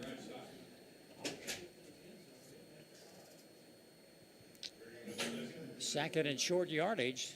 They can get a first down without making a touchdown, but that's not the ultimate goal right now. Clock running at 8:25 before halftime. We're knotted up at 7 apiece, but Carthage is knocking at the door. 2nd and 3. West back there in that Wildcat position. The snap is to him, and he's just going to run it. He runs right side, touchdown touchdown he's got run. the touchdown. And it's a 5-yard touchdown run for the Carthage Tigers. They take the lead at the 8:03 mark here in the second period. Extra point attempt coming. That was a tough break for the Cats.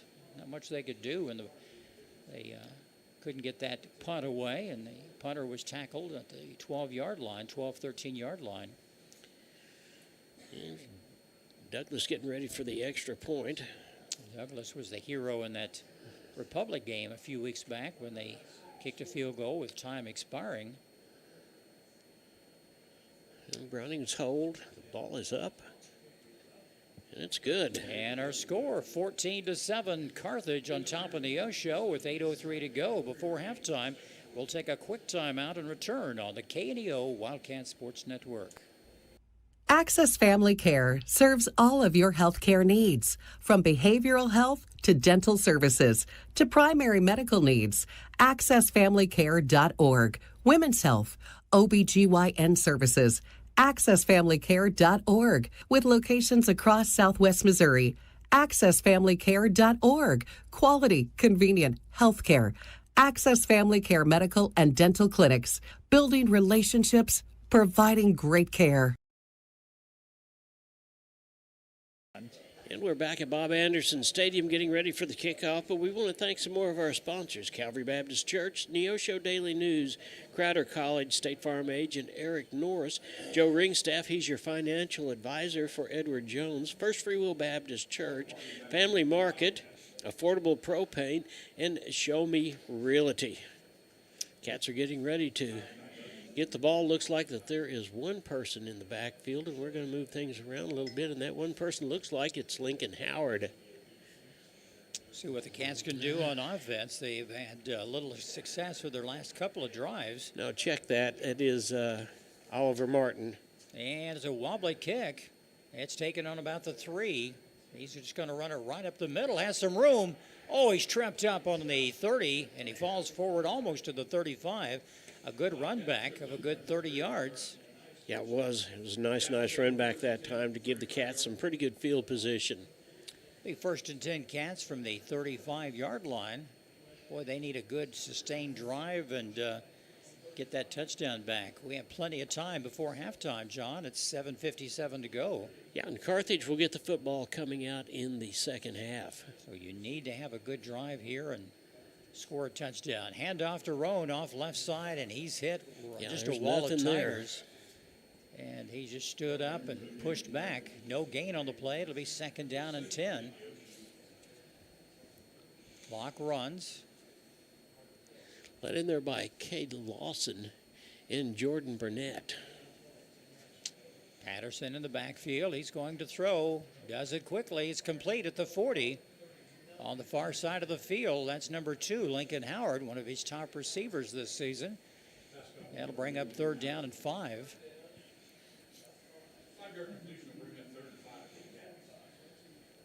Cats have had better luck, John, just with the little quick throws instead of trying to go deep tonight. Yeah, that's a little slant to Plummer, but here we go through the And I believe Rome is going to get real close to the first down before they stop his line. Let's see where the line forward progress. Where the line judge will mark it. He's right there. And let's see. I believe they may very well get. They do. He goes. Well, he got it. First down. Move the chains, boys, and we'll have a first down. A good drive sustained by the Cats. 1st and 10 from their own 45-yard line. Trip wideouts on this side. Ball's given to Rome again, and he is wide open, and he's got some blockers in front of him. He's going to get to the 40-yard line. And nice little run. Good 15-yard pickup off a right tackle. That's worked well for him this year, John, just running off the right or yes, it left, has. just down on the outside. Yeah, now we come out with 2 wide receivers on each end. Spiva and Lincoln Howard on the far end. Ball on the near hash mark. Patterson again, this time to Plummer. Oh, he's hit hard. Gain of about maybe 2 or 3. That was number 21 in on the play, Jeff Dalton, the linebacker. Pyle was able to take care of one block, but the other one got through Dalton, and looks like it's a pickup of about 2. Not much there. Cats need to keep this drive alive. We're down to 6:15 to go before the half. And there goes Rome, and he is room across the 30, down to the 25, 20. He's going to go all the way. Touchdown. What a great block that time by Mason Spiva. Oh, I thought he might have stepped out of bounds. They're waving their arms on the far side.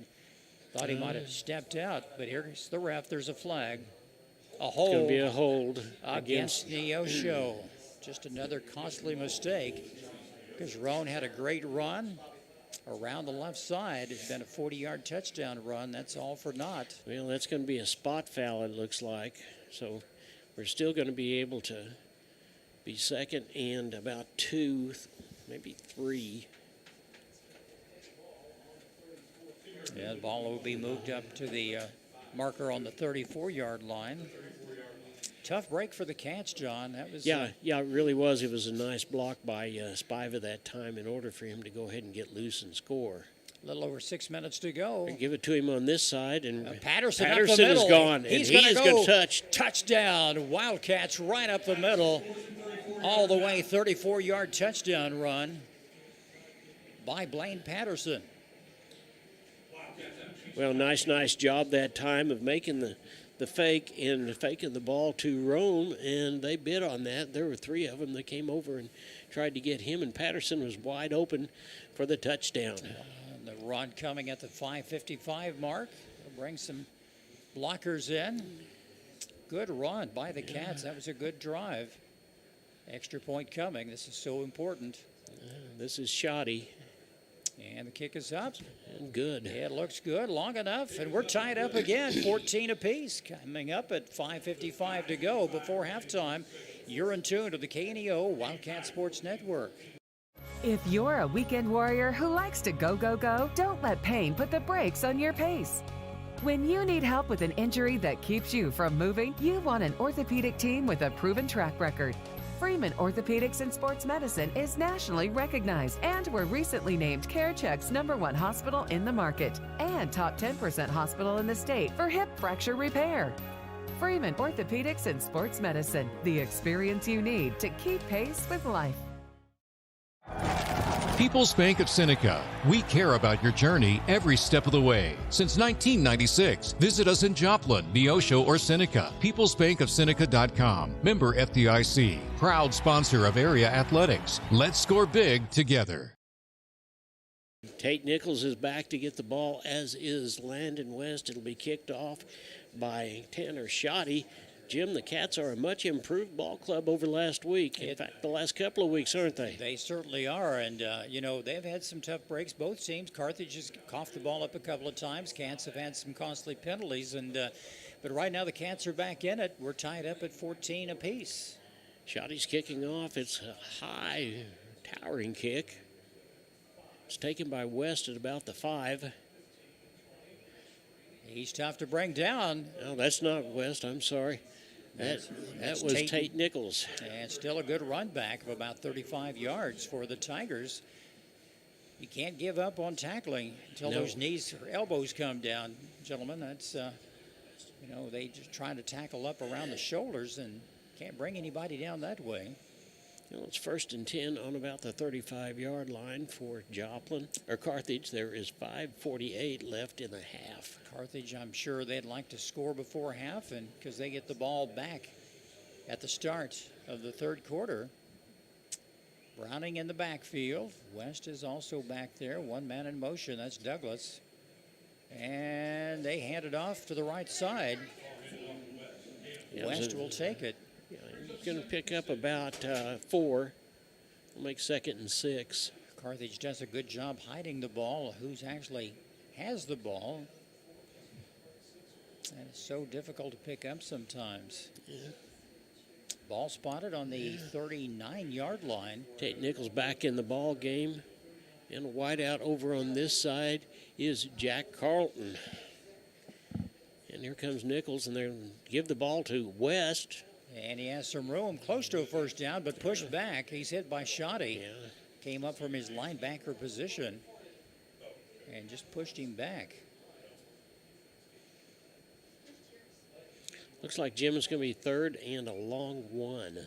Close yardage for the Tigers, and they're good at converting on these plays and just taking time off the clock. That's one thing they don't want to give the ball back to the Cats right now before halftime. It's been a good ball game, back and forth, good defense, good offense on both sides.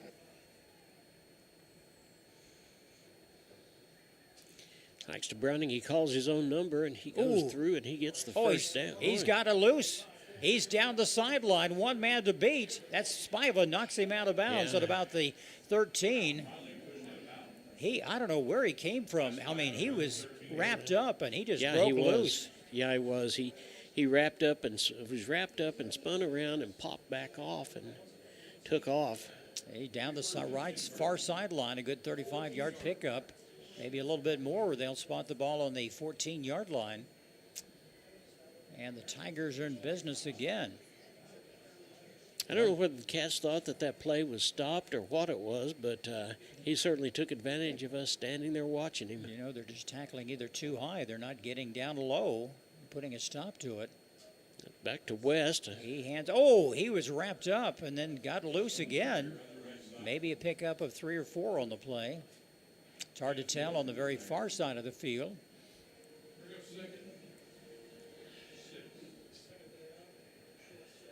It's 2nd down for the Tigers. 2nd and 5.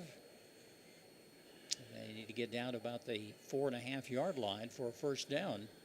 They're knocking at the door again. They got down in this territory last time and fumbled into the end zone for a touchback.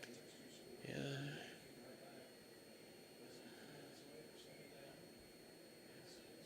Browning going to run right again. He was hit hard. He was hit hard by McGehee that time. Man, you know it when McGehee hits you. It's 3rd down. I bet we see McGehee next year as a running back at some point. And we saw him earlier in the year. He's like a bowling ball. He'll just plow you right over. And when you've been hit by him, you know it. 3rd down for the Tigers. Ball on the 8-yard line. The Cats need to stop right here. Receiver at the top and down low on the near side. One man in motion. They're going to go ball hand is off. Given to number 8. And he scores. It's touched. Well, no official mark yet. Yeah, touchdown on the far side. 8-yard touchdown run for the Tigers. Well, that was Nate Nichols. He came around on the jet sweep. Well, the Tigers regained the lead. Extra point attempt coming. One good thing about that, John, the Cats will have almost 3 minutes to work with to try to get that touchdown back. And Douglas getting ready to try to get the extra point. And there's the snap, and the ball's up and good. And our score, Carthage 21, Neosho 14. We'll come back after this on the KNEO Wildcat Sports Network. Hi, I'm Sam O'Neill with Affordable Propane of Neosho. From setting tanks to refilling them, we offer a full spectrum of service to meet your every need. We serve Neosho and surrounding areas, and we are committed to giving you better service at better prices. Give us a call today, 417-437-8927. Thank you.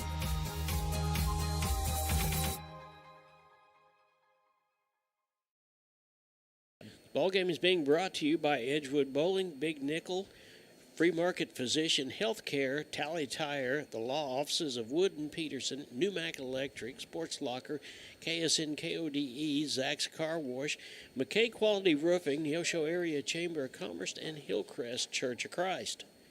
Well, the Cats get the ball back with 2:50 to go before halftime. You'd like to have a sustained drive, take time off the clock, and score. You don't want to give the ball back quickly and give Carthage time to score again before halftime.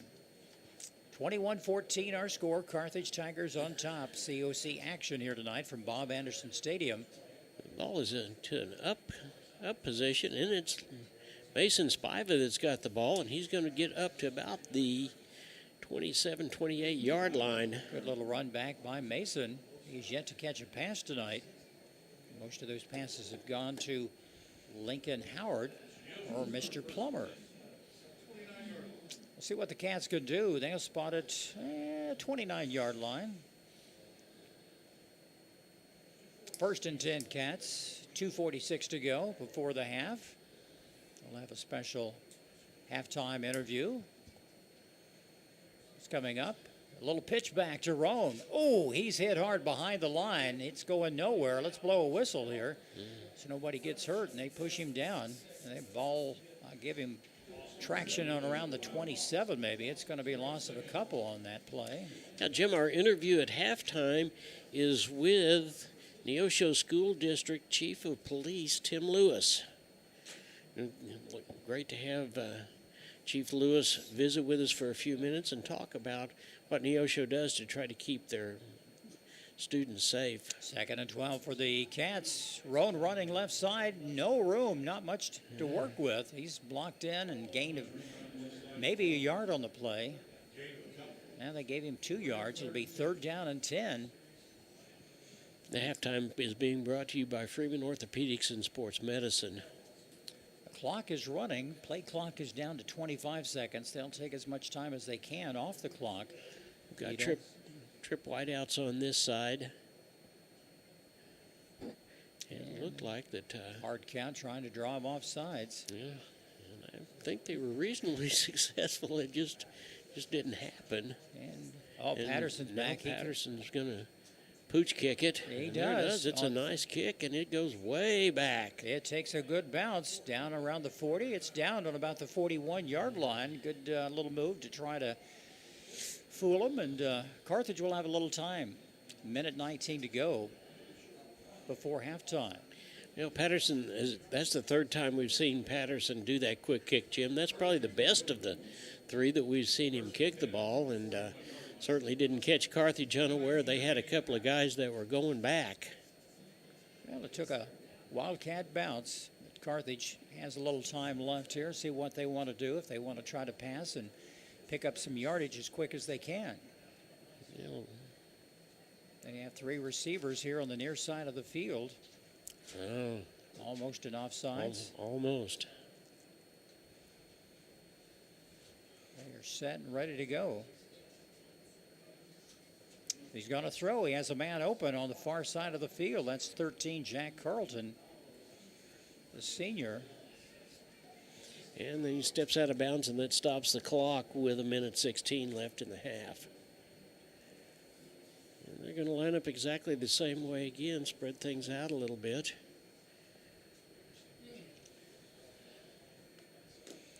Browning in the backfield. Now the wide receivers come back in. Browning back, throwing from the 40, has a man open. That's overthrown. He fell down. Yeah, West was a secondary man over here on this side, but he was covered pretty good. So the clock has stopped, 1:10 to go before the half. 3rd down for the Tigers. The ball spotted on the 47-yard line. Be nice if the Cats could put a stop to them and force a punt. get the ball back. Have time for a couple plays before you go into the locker room. He's going to call his number. He has some room. He has the first down and then some. Oh, he's upended on about the 45. He was upended by Kobe McGehee. He was up in the air. That's a dangerous situation. And they're very quickly getting back into position, and the referee calls to start the clock. Minute 5 to go. Oh, has a man open on the far side of the field, knocked out of bounds. Good 10-yard pickup. Yeah, that's Carson Kinder. Ball will be on the 33-yard line. It's hurry-up offense for the Tigers. Yeah, that was Martin that knocked him out of bounds that time. Scores 21-14 Carthage. They're driving. Cats are reeling on their heels right now, trying to put a stop to this. Browning back, wants to throw. Has a man open, wide open at the 20. It's going to be a touchdown. 33-yard touchdown pass. Carthage scores quickly. It looked like that ball was caught by Zathan Wright. That's something the Cats didn't want to see happen. Carthage came down and scored quickly. 2 quick touchdowns in a matter of 2 minutes. Well, there's still 51 seconds left in the half. But Carthage will get the ball to start the third period. And they've got the advantage right now. The extra point coming. Long count. And the kick is up. It's good. And our score, 28-14. Carthage over Neosho. Let's take a quick timeout and return on the KNEO Wildcat Sports Network. What does a culture of excellence look like? It looks like her, him, and them. It's where future educators, innovators, lifesavers, and global leaders call their home. It's a place where immersive learning environments can help empower students to command a future in their field. Come experience excellence at Missouri Southern State University. Locally owned, operated, and here for you. Check out the new face of the Neosho Daily News, covering Newton County, highlighting area residents, businesses, school news, sports, and more. Find us on Facebook at Neosho Daily News or call 417-451-1520. Go get 'em, Wildcats! Welcome back to Thursday night football at Bob Anderson Stadium. Carthage is up by a score of 28-14. There is 51 seconds left in the half. Looks like that it is going to be Oliver Martin back to take the kick from Tom, and it goes to Spiva again. Takes it on the 20. Oh, there's a fumble. He was hit hard. Let's see. Spiva was upended and hit extremely hard. Tigers say they have the ball. And the ball's on the 33-yard line. Great field position to start. Well, that's a tough break for the Cats. Yeah, I would think that we will see them air it out so they can score as quickly as possible. They'll maybe run the ball down to about the 20-second mark and then try to throw the ball into the end zone. Plenty of time to get another quick score. They've scored 21 points here in the second period. Cats have tough break for the Cats. They're down by 14. Browning back to throw. Oh, almost taken in the backfield. He's going to be hit hard at about the 31. 3 Cats got him. Clock continues to run. They have plenty of timeouts. Yeah, Tomlinson was in there, so was Bastide that time. I think they're outside of field goal range. It'd be a long one. Yeah, I took a timeout, so we will take a timeout with it. You're watching the Neosho Wildcats on the KNEO Neosho Wildcat Sports Network. Want to know what your home is worth? Stop by to get a free competitive market analysis with Show Me Real Estate of Neosho. They're proud to serve the Neosho area and will stay with you every step of the way, whether you're buying or selling. A family-owned business for over 25 years, Show Me Real Estate of Neosho. 417-451-1700 or by email at gkitchen.showmerealestate@gmail.com. Home of the Happy Campers.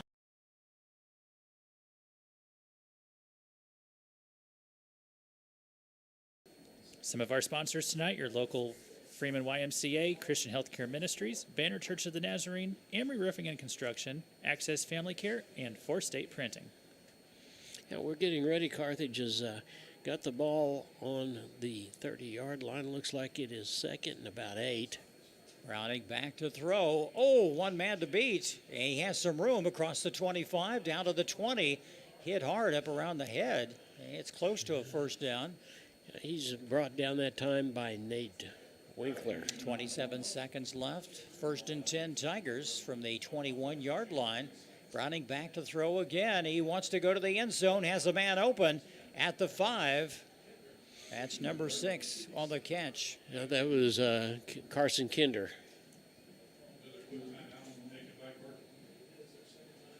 And they'll spot the ball back around the 7. Clock is stopped, 16 seconds to go. Coach Touty wants to talk things over with his team. Boy, they're backed up again. John, you'd hate to go in the locker room down 35-14 instead of 28-14. Yeah, I agree. I think the Cats are going to have to do something special right here. The only other ball game that we've got right now, the Nixon Eagles. This is the first quarter, 14, and Glendale Falcons, 7. Well, that's no surprise since Nixa has demolished everybody up and down the interstate this year, and then some. They are ranked in the top 5 in the state of Missouri in Class 6. Over in Stockton, the Stockton Tigers 24, the Pierce City Eagles 21. Remind you to stay tuned for the halftime show, which is brought to you by Freeman Orthopedics and Sports Medicine. We'll have probably a few more scores and our halftime show. First and goal for the Tigers from the 7-yard line. Plenty of time to score. He'll be going to the air. Douglas in motion to the right side. Browning runs left. Has some room. Fights his way. Does he make it? He says he did. We're going to see no. Down about the 1. His knees touched or his elbow went down. Very, very close. They'll take probably another timeout. 9 seconds to go before halftime. John, remember the Tigers get the ball back to start the third period. They want to make a statement, get this over with. Well, there's been several turnovers in the ball game. The Cats have had their share, but Carthage has too. But Carthage seems to be able to take advantage of those turnovers that we make. Well, the second period has been a backbreaker for the Cats tonight, giving up 21 points, and they're about ready to score again. 9 seconds to go. I mean, they're so close, they're inside the 1, just inches away from a touchdown. They have time for, see if they have any more timeouts on the clock. Looks like the Tigers have taken their last timeout. The Cats still have their 3 timeouts, but yeah, there is. So looks like about 8 inches. Yeah, this is do or die time right here. If they don't make it, this is going to be the last play, possibly, of the half, unless they try to throw it. They'll hand it off, give it right to West. There's a touchdown. Touchdown, Tigers. And that came at the 6-second mark, left before halftime. So a costly mistake on the spy of a fumble at the 33-yard line, and that's led to another touchdown for the Tigers. Extra point coming. It'll be 28 points for the Tigers this quarter alone. Tigers are so tough on defense. Here's the extra point attempt. Low snap, and the kick is up. Up and good. And our score now stands at Carthage 35, Neosho 14. We'll take just a quick timeout and return after this on the KNEO Wildcat Sports Network. A business impact partner of KNEO 91.7 FM is 4State Printing in Anderson, Missouri. Serving the area since 1982, they specialize in screen and offset printing services and have promotional products. 4State Printing also has a retail store, County Clothing Company, that offers McDonald County spiritwear and Christian apparel. More information at 417-845-6929 or online at 4stateprinting.com. Americans have a big healthcare problem. Over 100 million citizens carry medical debt while spending on overpriced and complicated health insurance. As Christians, we don't have to pay for a broken system. Christian Healthcare Ministries is a faith-based alternative to health insurance at half the cost. Plus, you can enroll at any time. Stand up to insurance and join CHM today. 6 seconds before halftime, the Cats are down by a score of 35-14. Douglas has got it teed up, and it looks like that back is Oliver Martin. And there's the same little kick again, and the Cats fumble it again, and then they pick it up and fumble it again, but... Let's see who that's going to get. There's 2 seconds left. Well, I believe the Cats have got the ball. They fumbled twice on the play. Yeah. 28 was in on the recovery of the fumble for the Cats. Yeah, and that is Jack Combs, senior, that got in. Fumbled it once, fumbled it the second time, and just came down on it himself. Wise decision on his part. Lucky bounce right there. They've got time for one play, or do you just take a knee and go in the locker room, regroup? No, I don't think so. I think we air it out. He's going to run it up the middle, and that's it. Gain of about 3 on the play. It's halftime here at Bob Anderson Stadium. Carthage Tigers all over the Wildcats, 35-14. Let's take a timeout and come back after this on the KNEO Wildcat Sports Network. The Neosho R5 School District is committed to shaping the future, one student at a time. From academics to athletics, we empower our students to reach their full potential, installing values of hard work, teamwork, and integrity. We would like to thank you for tuning into the broadcast today and cheering on our Wildcats.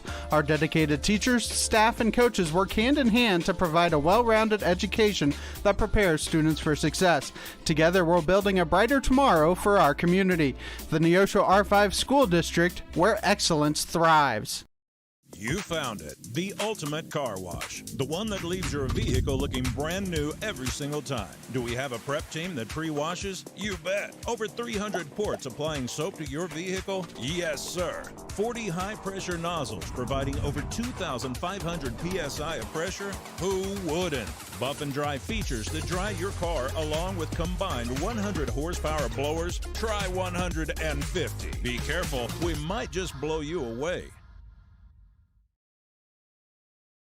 Well, Jim, we talked about the arm of Blaine Patterson, but it's been the legs of Blaine Patterson that's got the scores for the Cats. He's had a 63-yard touchdown run in the first period, then a 34-yard touchdown run in the second period at the 5:55 mark to tie the ball game at 14-all. But, John, the last 3 minutes of the second period was the backbreaker.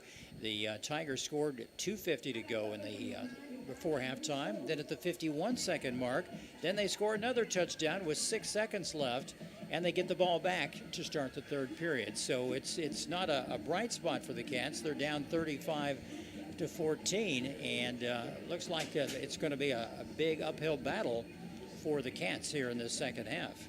Yeah, it really does, but I tell you, the Cats are resilient. They have the opportunity to come back. Let's go into our halftime show, which is brought to you by Freeman Orthopedics and Sports Medicine. Then we'll be back to talk a little bit. We'll give you some scores from around the area, and we'll get the second half underway. It's almost that time of year. You mean the season of stress and materialism? Well, actually, I meant the season of gratitude and joy. But yes, there is some stress, and there's definitely some materialism. Some? I guess it's about perspective. Remember, the God of the universe loves you and wants a relationship with you. And it's a wonderful thing to walk through every day and to know that God is leading and God is directing. Billy Graham. I start every day by saying, Lord, I want you to direct this day. He is the contemporary Christ, the living Christ in the world today, changing lives, forgiving sin, transforming families, and He can touch your life. Wow, I could really use that this holiday season. It starts with a personal relationship with Jesus Christ. Learn more at findpeacewithgod.net. From the Billy Graham Evangelistic Association. KNEO would like to thank the Big Nickel for sponsoring this portion of broadcasting on 91.7 FM. The Big Nickel is an advertising shopper for thousands of different items, from automobiles and livestock to help wanted and real estate. It covers a 70-mile radius in the 4-state area and is available in area businesses each week. Located at 2918 East 20th Street in Joplin, Missouri. Their telephone number is 417-624-4100. The Wildcat Minute is sponsored by Freeman Orthopedics and Sports Medicine, the official sports medicine provider of the Neosho Wildcats. Welcome to Wildcat Minute. I'm John Ball, and I have Chief of the Police Department for the Neosho School District, Tim Lewis. Tim, thanks so much for being with us. Oh, absolutely. Thank you for having me on your show. Hey, we see you on a regular basis. We see you at football games. We see you at basketball games. We see you at all kinds of places, but that's not really what you're all about, is it? It's not. Our first and foremost task is the safety and security of our students, while they're here during educational learning hours during the day. But that's our first and foremost mission. And, of course, we also cover those secondary events and want to make sure that we continue that task on into those events. How many personnel do we have in the police department for Neosho School District?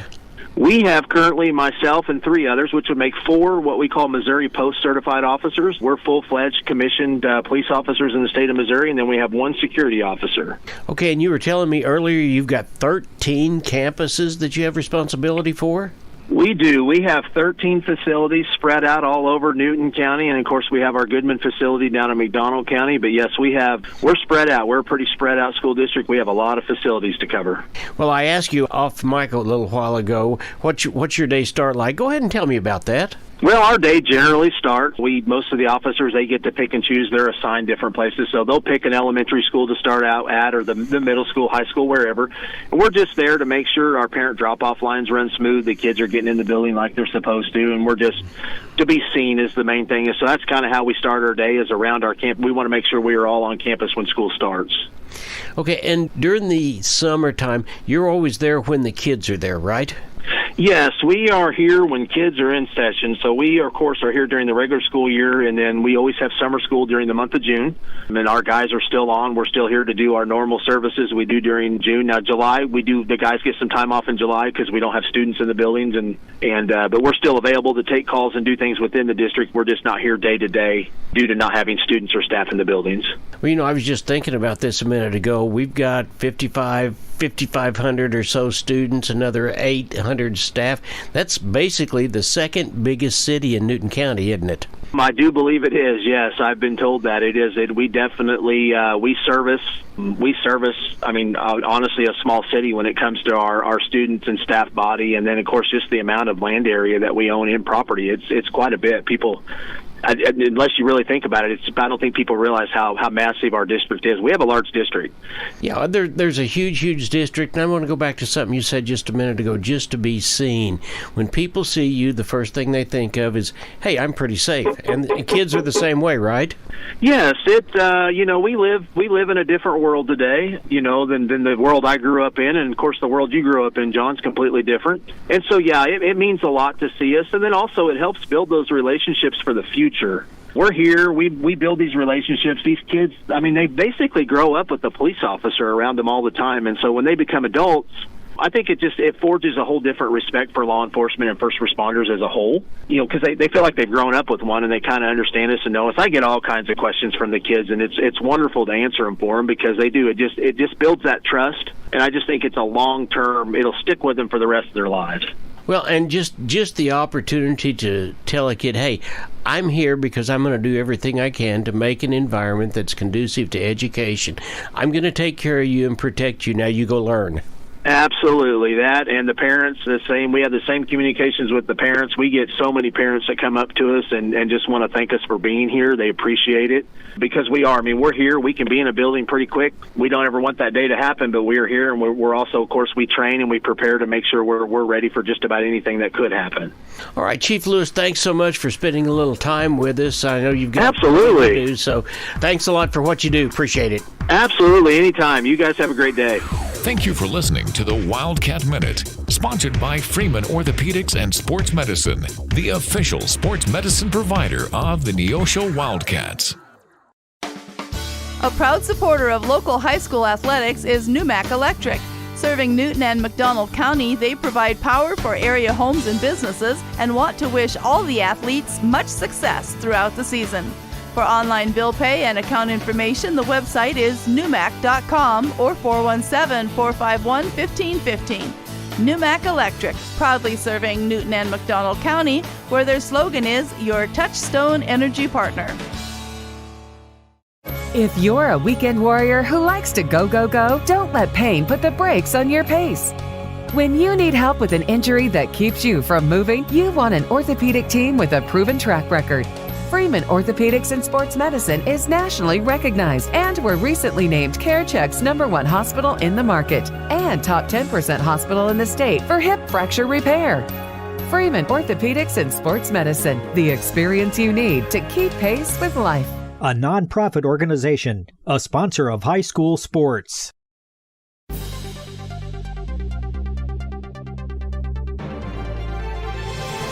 It's time for the Freeman Sports Health Minute. The Freeman Sports Team is proud to serve as the official sports medicine provider for over 20 area high schools and colleges. Welcome to another Health Minute here on KNEO. Adam Winkler here with you, joined by Jen Lolleman from Freeman Orthopedics and Sports Medicine.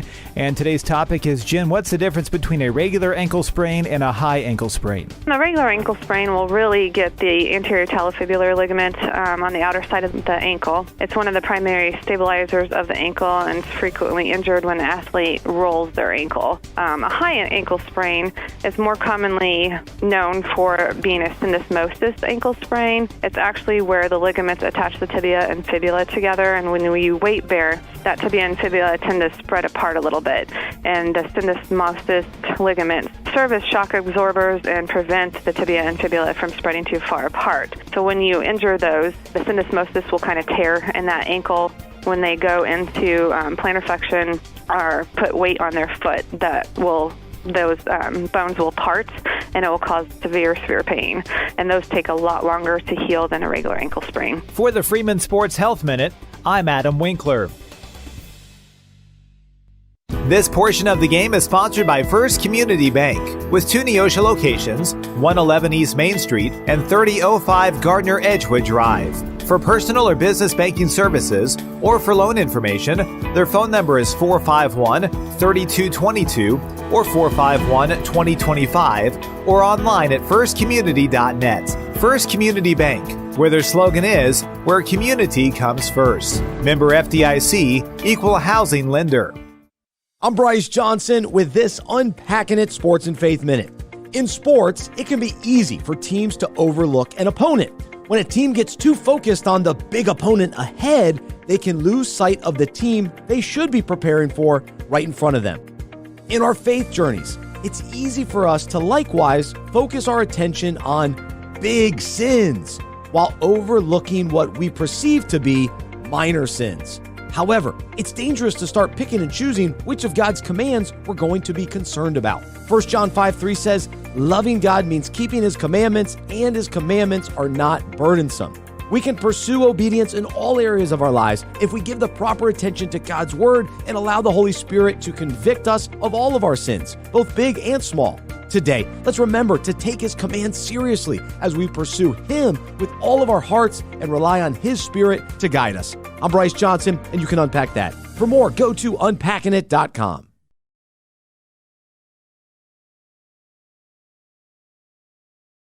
Compton CPA Group PC, located at 112 Northwood in Neosho, is a full-service accounting firm and is proud to support the Neosho Wildcats. Compton CPA Group PC can assist you at every stage of your financial life and help you work toward your financial goals. From tax preparation to bookkeeping services, Compton CPA Group PC has you covered. For all your tax and business affairs, call 417-451-2932 or learn more at ComptonCPAGroup.com. Forbes asked, and the people answered. Missouri Farm Bureau Insurance is one of America's best insurance companies. Forbes recognizes what our customers have known for generations. We are committed to protecting families and the lives they've built. For auto, home, life, and business protection, call Missouri Farm Bureau Insurance. We've got Missouri covered. I am Josh Dotson with Missouri Farm Bureau Insurance Services. If you're in Missouri, I'm for you. Healthcare doesn't have to be complicated. At the Free Market Physician in Neosho, you pay just one affordable monthly fee, and that covers all the checkups and routine care you need. No insurance hassles, no surprise bills, just unlimited access to your doctor when you need them. Whether it's a quick visit, telemedicine, or ongoing care, you're covered. Find out how simple healthcare can be. Call 417-312-9499 or visit freemarketphysicians.com. That's 417-312-9499.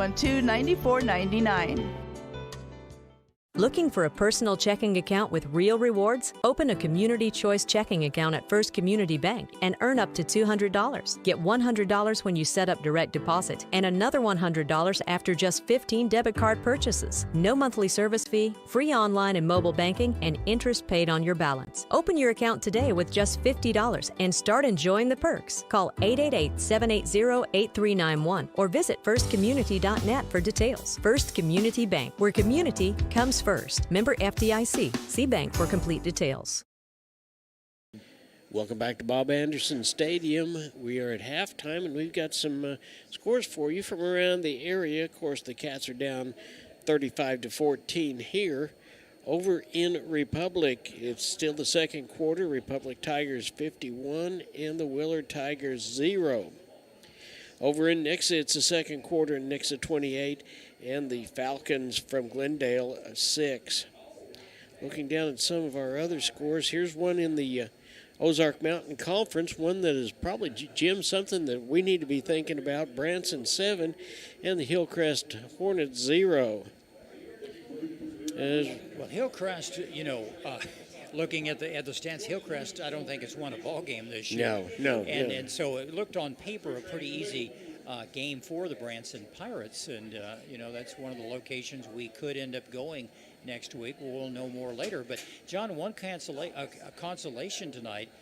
We're not playing in the rain. If we would have played tomorrow That's night, exactly right. I think a lot of these teams will be facing with that, and the threat of a thunderstorm where you have to delay play, and just for everyone's safety, to get them out of the stands or get underneath the stands. But here in Neosho, you can't get under the stands like the old days in some places. You have to just go to your car or get out of the elements. But tonight's perfect night. Temperature 60 degrees and very light wind and a good crowd for a Thursday night. But the Cats are down 35-14, and they have their work cut out for them when they come back out of the locker room. They certainly do. Over in the Southwest Conference, Stockton Tigers 32, Pierce City Eagles 21. We'll go on down through here over at through Oklahoma. Nothing from the SEC, nothing from the CNC. So right now it looks like that there are several teams within the COC that have chosen to go ahead and play tonight, and the rest of them will play tomorrow night. And we'll know probably Monday, somewhere in there, what our seating is and where we will be going next weekend.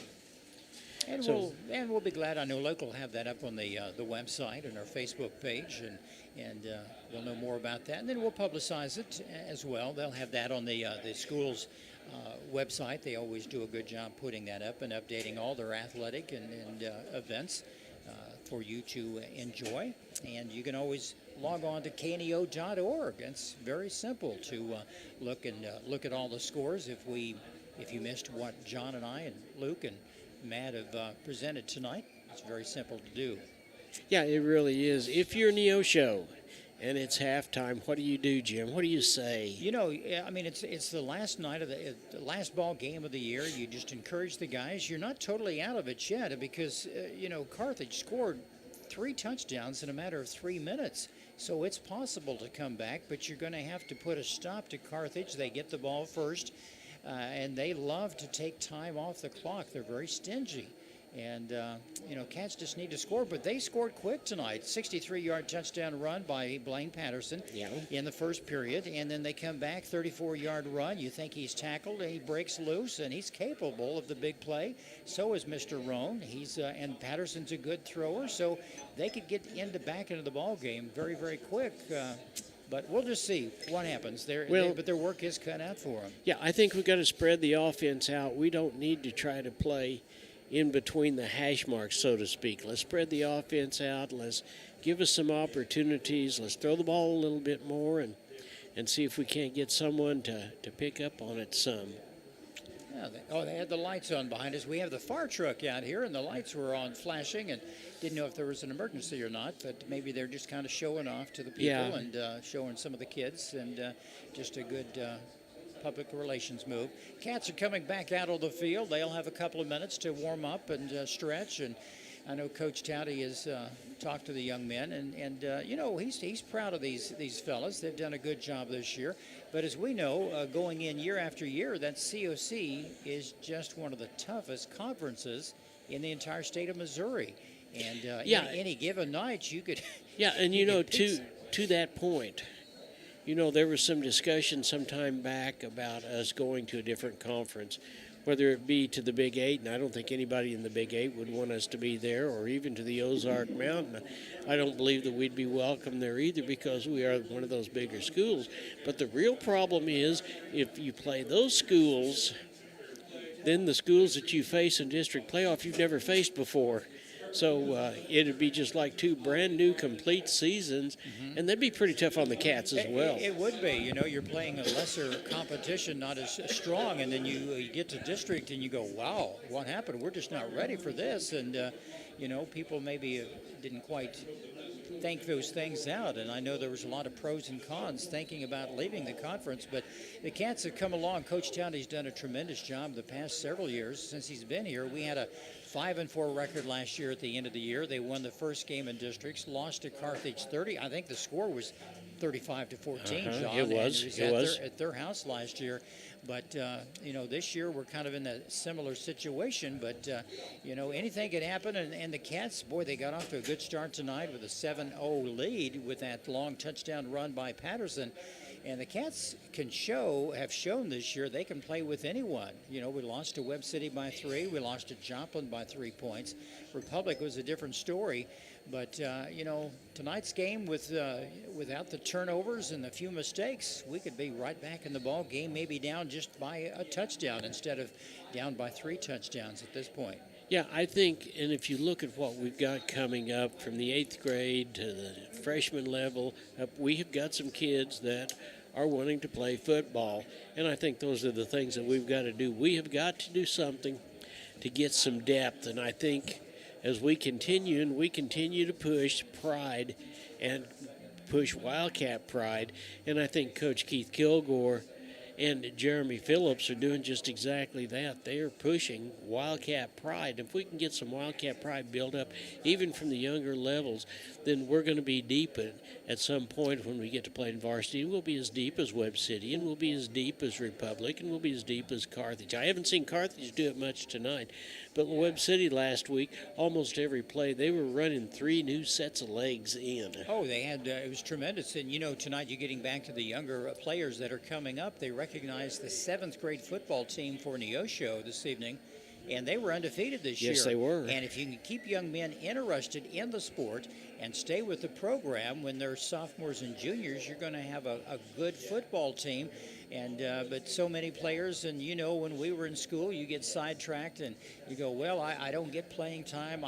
I want to do something else. You know, you'll do anything, and instead of why am I doing this? But these young men that we have that Coach Touty, they're good young men. They're good student athletes, both in the classroom and on the field, and that's what he wants, and the cream of the crop, and you want to develop that as they come up through the ranks throughout the high school years. Well, we honored 15 seniors tonight, and that is a bunch no matter where you go in your program.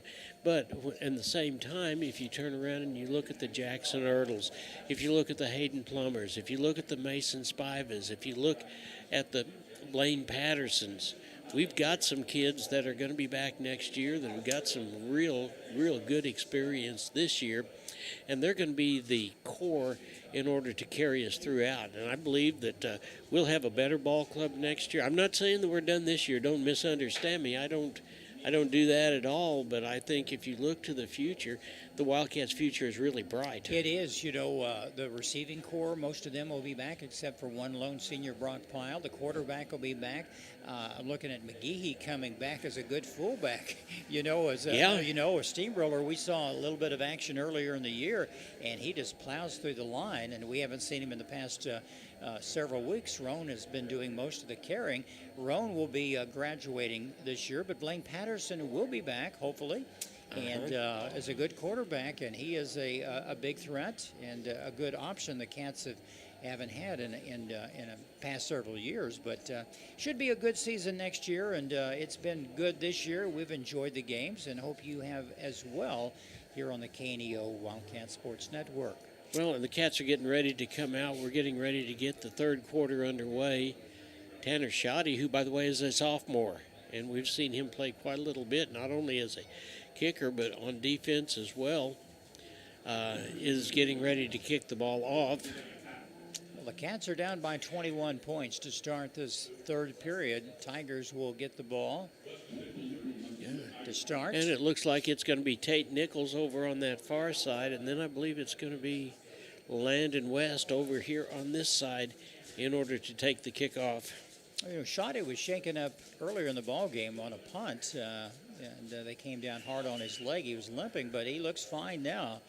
And because Fluentes, the other kicker, was injured, had to be carted off the field. Here's the kick to start the third period. It's a good one. Going to be taken down on around the 10-yard line. Yeah, it's West that's got the ball, and he's up the middle, has some moving up room the across middle. the 40. He could go all the way. 40, 35, 30. One man to beat. Down. He's going to go all the way. Touchdown. Touchdown, Carthage to start the second half. All the way. A good 90-yard touchdown run. Give it a 91-yard. He was actually on the 9. Well, I tell you what, that play developed really, really well. And actually, when he went across the line for touchdown, there was 3 other Carthage players that were right there with him. So they were making the blocks, and they were going to protect him so he could come on through. That makes the score 41-14. There's 11:47 left in the third quarter, and here's Douglas to And I don't try think the extra point. John, I don't think we've seen a touchdown run kickoff return against the Cats this year. And No. that was nice blocking, well set up. And Cats really have their back against the wall. Here comes the extra point attempt. And the kick is up. And it It's is good. And our score, 42-14. Carthage on top of Neosho. We'll come back after this on the KNEO Wildcat Sports Network. At the Hillcrest Church of Christ, we're striving to be His own people, eager to do what is good. Join us for worship at 10 and 6 Sundays and for class Sunday morning at 9 and Wednesday evening at 7. You're sure to find a warm welcome and friendly people seeking to please God according to His Word. Wildcats, join us every Tuesday morning before school for Devo and Donuts at 7 a.m. Learn more about the Hillcrest Church of Christ at neoshochurchofchrist.org. The law offices of Wood and Peterson is sponsoring this portion of Neosho Wildcat Athletics. Located at 217 South Lafayette, Neosho, and 431 Virginia Avenue in Joplin. They serve Southwest Missouri with personal claim representation. For more information, the phone number is 417-451-4141 or online at neoshoattorney.com. The law offices of Wood and Peterson are proud supporters of the Neosho Wildcats. And just like that, the deficit is 28. Malachi Douglas is getting ready to kick the ball off to the Cats. The Cats get the ball, and they're down 4 touchdowns. Good pickup on about the 15. That's Plummer with the ball, running left. Has a little room, brought down around the 25-yard line. That's where the Cats will take over, 1st and 10. Yeah, Plummer cut back the other way that time and picked up a couple of extra yards. See what the Cats can do. You know, do you stay with the regulars, the main varsity, or do you bring in some others, John, to give them a little experience? We'll see what Coach Touty has decided to do. Well, once again, it's district time, and I would not believe that Carthage would do that. I think they'll keep their first team in because they're going to run up the score to get as many points as they possibly can. 1st and 10 for the Cats from the 27. Roan with the carry, up the middle and nothing doing. He is tough to bring down, but he took about 3 or 4 Tigers to grab him, but it'll be 2nd down and 9 to go. Yeah, we have got to do something about trying to get the hole open or spread things out a little bit. When we spread things out, then that gives us the opportunity to run the ball and to pass it both. Patterson back. He's going to hand off again to Roan. Nothing there. Left tackle. Same play, same results.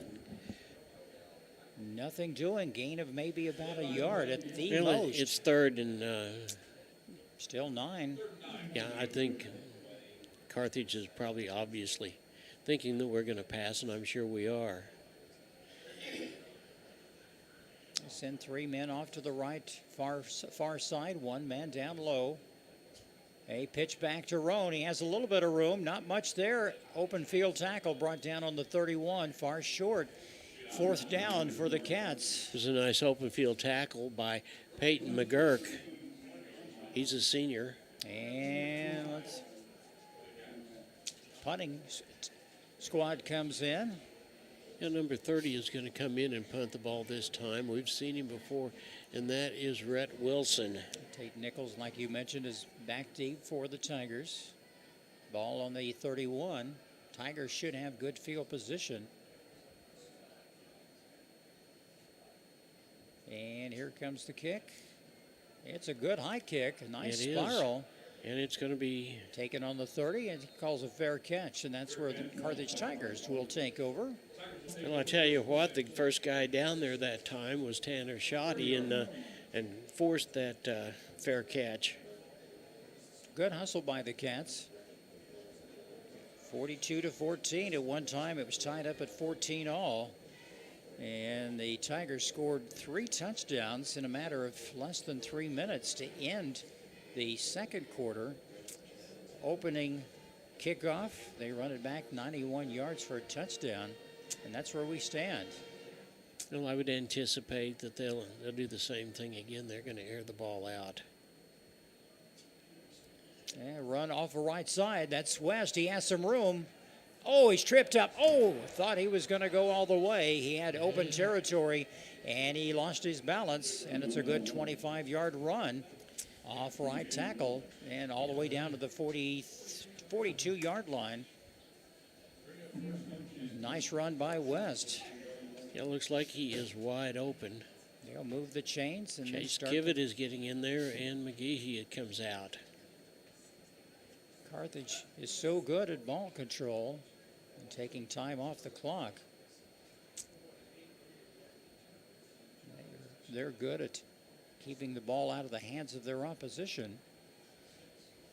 Same formations they had most of the evening. 1 man in motion, set off to the right. They'll hand it off again to West. I have a feeling we're going to see Mr. West's number called an awful lot. Because Landon Bland was in motion that time. They'll just pound it right up the middle. Ball down to the 39-yard line. Pickup of about 2, possibly 3 yards. They'll say officially 3. It's 2nd down and 7.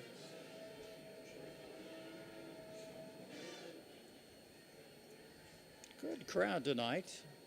And celebrating, recognizing Cancer Awareness Month. A lot of pink amongst the crowd tonight. Low snap. He's back to throw. He has a man open. Nichols down on the left side. Has some room. Brought down inside the 30. Close.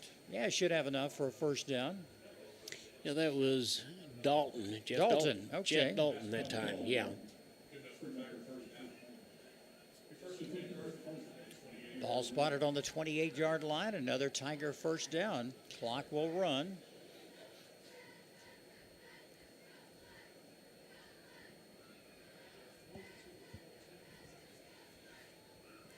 Tigers come out with 3 men in the backfield. They reset. They're ready to go. Hand off to once again up the middle. That's to West again. He's going to get down to about the 20-yard line. John, our defensive line has been on the field so much tonight, and that is wearing them down. They're just running right up the middle and getting 4 and 5 yards on every carry. Cats don't have an answer to put a stop to this.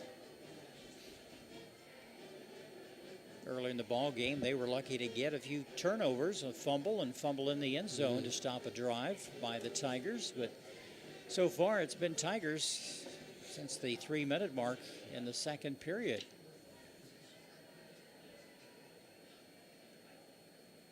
They reset. They keep it, and a good little keeper across the 15 by Browning. Yeah, and he was tackled in there by Winkler. And they move the chains. Another first down for the Tigers. Ball spotted on the 19-yard line. They're driving again.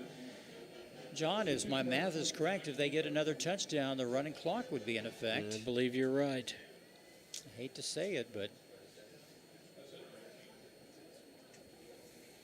And the clock continues to run. There is 6:51 left in the third period of play. We've seen running clocks this year, John, but fortunately, it's been in favor of the Cats, but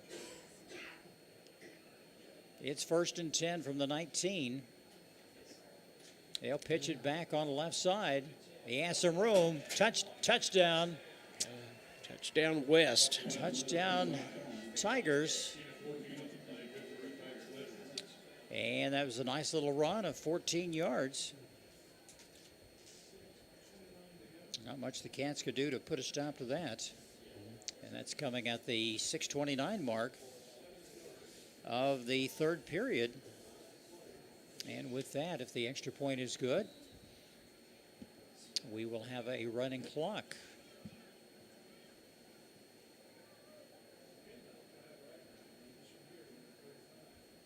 It'll take a long time to set up for the extra point. And the kick is up. And it's good. And our score, Carthage 49, Neosho 14. We'll take a timeout. Come back after this on the KNEO Wildcat Sports Network.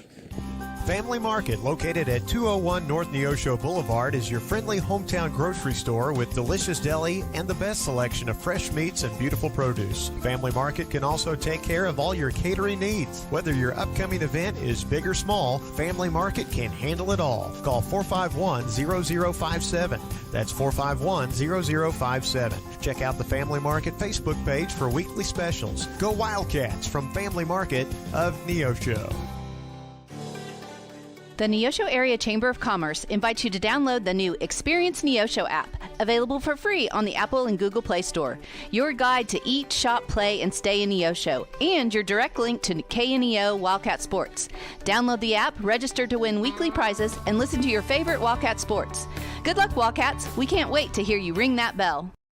6:29 left in the third period of play, and the turbo clock will be enacted.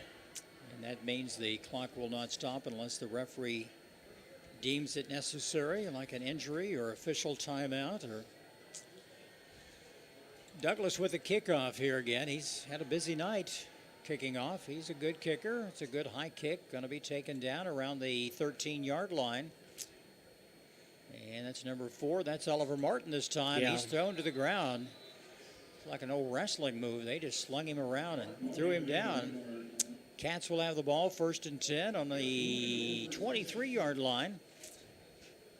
I'd like to see if the Cats could do something.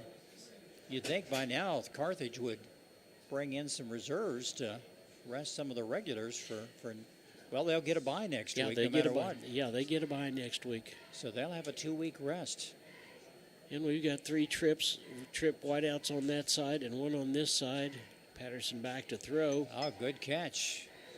Not enough for a first down, but a catch of maybe 5-6 yards. It was caught in there by Spiva. Yeah.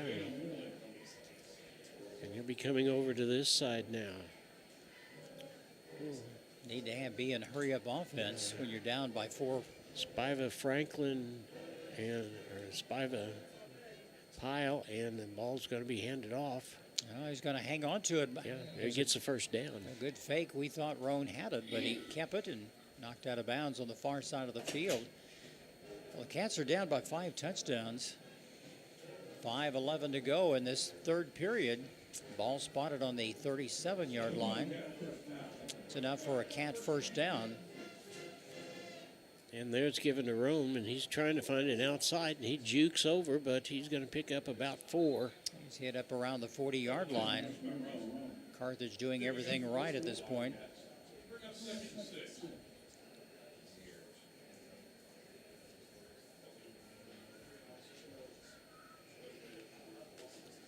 Second down and long yardage for the Cats. Patterson back to throw. He has a man open. Overthrown, intended for number 3, Haven Plummer. Yeah. Plummer will be back next year, John. Yes, he will. Mason Spiva, he'll be back. Lincoln Howard. Lincoln has been one of the top receivers this year for the Cats. Third down and still 5 yards to go. Patterson keeps it. He has some room up across midfield. He's got the first down. Good 10-yard run right up the middle. He's a good open field runner. He does everything right. 3:59 in the third quarter, and the Cats have got a little something going. There's 2 more first downs during this drive. Clock continues to run. He pitches back to Roan, has a little room, 45. Oh, hit hard. Oh, he fumbled, but he's hung on to it. Yeah, he got it back. Plummer was right there beside him. Looks like he's going to pick up about 6.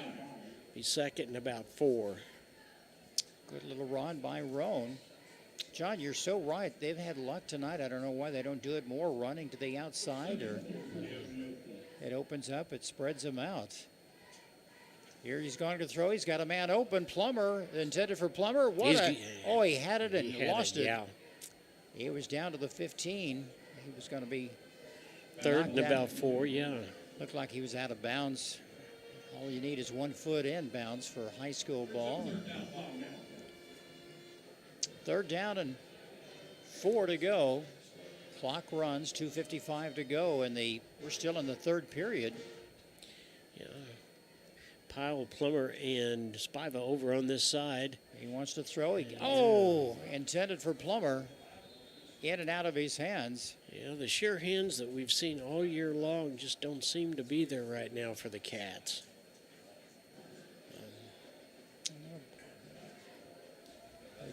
They'll bring it.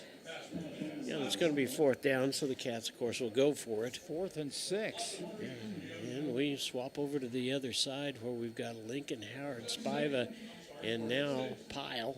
The Cats haven't been able to do anything long with a good throw, and he wants to throw this time. In and out. It's intercepted by the Cats. For the Tigers, he's going to go all the way. One man to beat. That's the quarterback. He's going to take it in. Cuts back. Touchdown, Tigers. All the way. A good 60-yard touchdown. Reception, pick 6. And that was the kicker, Malachi Douglas. And that's coming at the 1:57 mark in the third period. It's now 55-14 in favor of Carthage. Extra point attempt coming. This has not been the Cats' night. All the breaks here are going to the Tigers. Extra point. And don't think it's good. No, it is good. Yes, it is. Squeaked through there. 56-14, Carthage all over Neosho. We'll take a break and come back on the KNEO Wildcat Sports Network. I'm Bryce Johnson with this Unpacking It Sports and Faith Minute. The best teams in sports always end up with a target on their back. Their success means that they are always being hunted by the rest of the teams in the league. In our own lives, when we make the decision to follow Jesus, it's not always easy. Noticeable changes take place that force us into the role of being hunted. We shouldn't be surprised when a target is on our back because persecution and suffering is part of our journey as followers of Jesus. 1 Peter 4:12-13 explains, "Beloved, do not be surprised at the fiery trial when it comes upon you to test you, as though something strange were happening to you. But rejoice insofar as you share Christ's sufferings, that you may also rejoice and be glad when his glory is revealed." Today, let's be encouraged that a genuine life in Christ comes at a cost, but our temporary challenges reveal we're on the right path. I'm Bryce Johnson, and you can unpack that. For more, go to Unpacking It. Back in 3, 2, and 1. Plummer and Martin back to receive the kick from Mr. Douglas, who's been a very busy man, hasn't he, Jim? He certainly has. He's a good kicker. He puts it down around the 5 to 10 yard line, so it makes a There's a little short pooch kick, going to be taken around the 25, and they we fumble. Cannot seem to hang on to the football. Oh, Picked hit up hard by Martin, oh. but he's hung on to it. I mean, he was smacked up around the numbers and pushed back. Yeah, John, this is just not the Cats' night. We're definitely not used to seeing this. 56-14. The Tigers have scored 21 points in this period. One was a kickoff return for a touchdown. You got a 60-yard pick six for another touchdown. They had one decent drive for a touchdown, or had been much closer. Patterson back. He's going to hand off to Roan up the middle. Across the 30, not much there. Yeah, he's going to pick up about 4. We'll make it 2nd and 6. Ball spotted on the 31-yard line. And the clock is ticking down. There is less than 50 seconds left in the third quarter.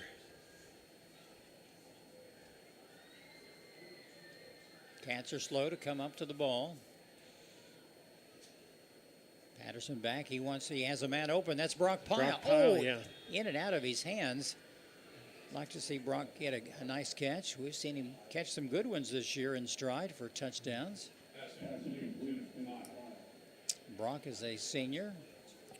Yeah, that was a nice job by Jed Dalton to break up that play. He was with Brock stride for stride.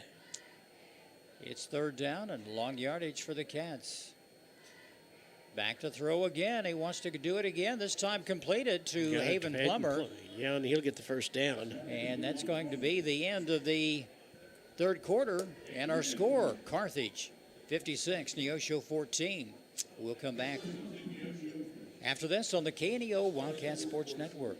Southwest Missouri Bank in Neosho serves the Neosho area from 2 locations. They offer business banking services including checking and savings accounts, business loans, and electronic banking. Learn more online at smbonline.com. Southwest Missouri Bank, a proud sponsor of community broadcasting on KNEO, equal housing lender, member FDIC, where their slogan is Southwest Missouri Bank, we can do that. Crowder College, your future, our focus. At Crowder College, we have 6 convenient locations in Southwest Missouri and online programs to fit your needs. Flexible scheduling provides a pathway to a career or the opportunity to transfer to a 4-year university in a variety of programs. Cheer for the Rough Riders at athletic events. Use the Missouri A+ Scholarship Program for free tuition and common fees. At Crowder College, your future is our focus. Apply today at crowder.edu. Beginning of the fourth quarter, there's 12 minutes left, and the Cats are down by a score of 14-56. Ball spotted on the 41-yard line.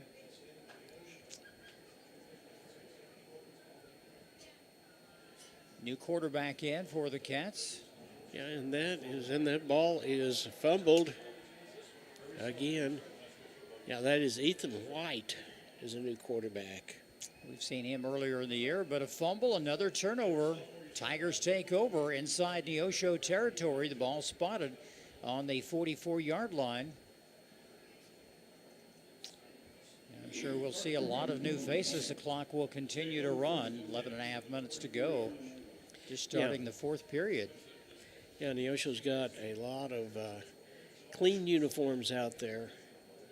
And so does Carthage. A few new linemen coming in. I go, why not? Let them have some experience.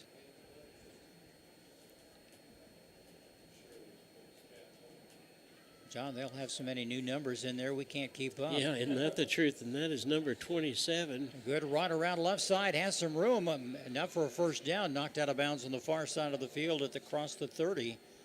That is Lenny Escobar, and he was knocked out by number 17, Cade Sykes.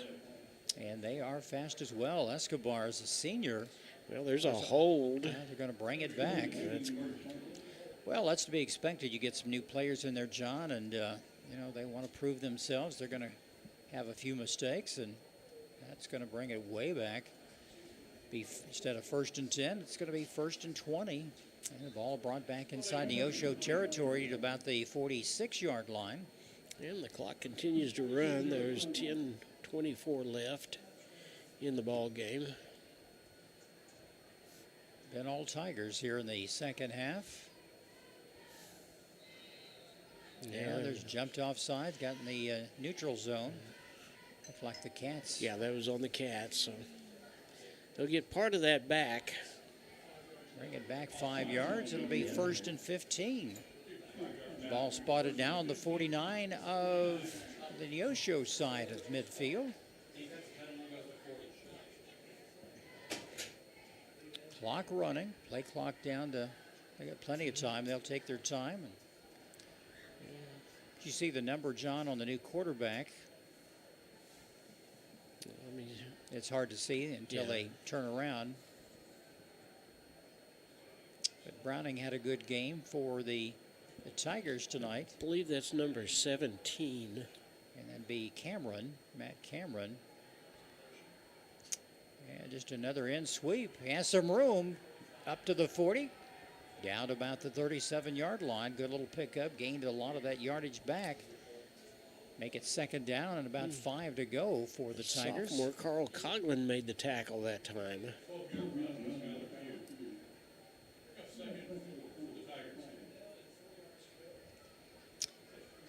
17 Cameron is a sophomore quarterback. I'm sure he'll be an heir apparent to Mr. Browning, who is a senior. 2nd and 4 to go for the Tigers. He gives that ball. He has some room. 27. One man to beat. Across the 30-yard line. It's taken a couple of Cats to bring him down. You know, when Escobar is the running back. You know, John, I know they taught you and Matt, you know, you tackle up around the numbers, those legs continue to churn, and that's what happened there. Yeah, they do. You can't tackle around the shoulders. 1st and 10 Tigers, ball on the 29-yard line. They're marching down the field. They're going to take time off the clock. A lot of substitutions in for both squads. Senior night here at Neosho. There's that end run again. He's cutting back, trying to cut back across the 25, brought down by about 3 Cats. A lot of new names in there. That is number 7, Jackson Goad. He is a sophomore. Let's see if they bring it back a little bit. Yeah, I think there's a hold. Second hold penalty against the Tigers on this drive.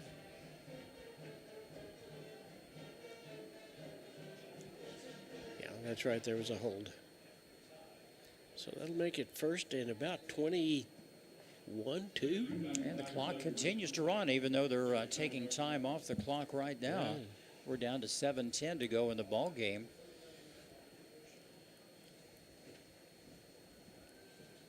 Ball's on the 39-yard line. A long way to go for the Tigers. They'll fake the handoff. Cameron with a run, running left. Across the 35 to about the 33. Nice little run. Picks up some of the territory that they lost due to the hold.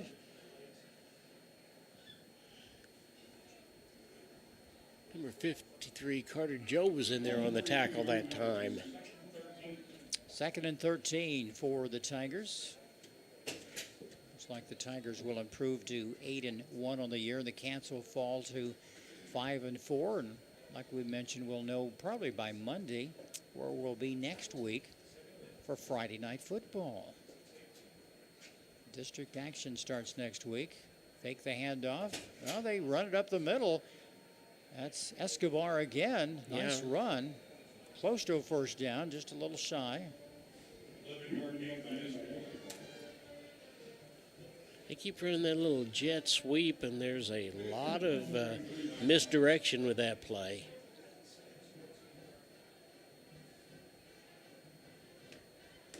Ball spotted on the 23. 3rd down and 4.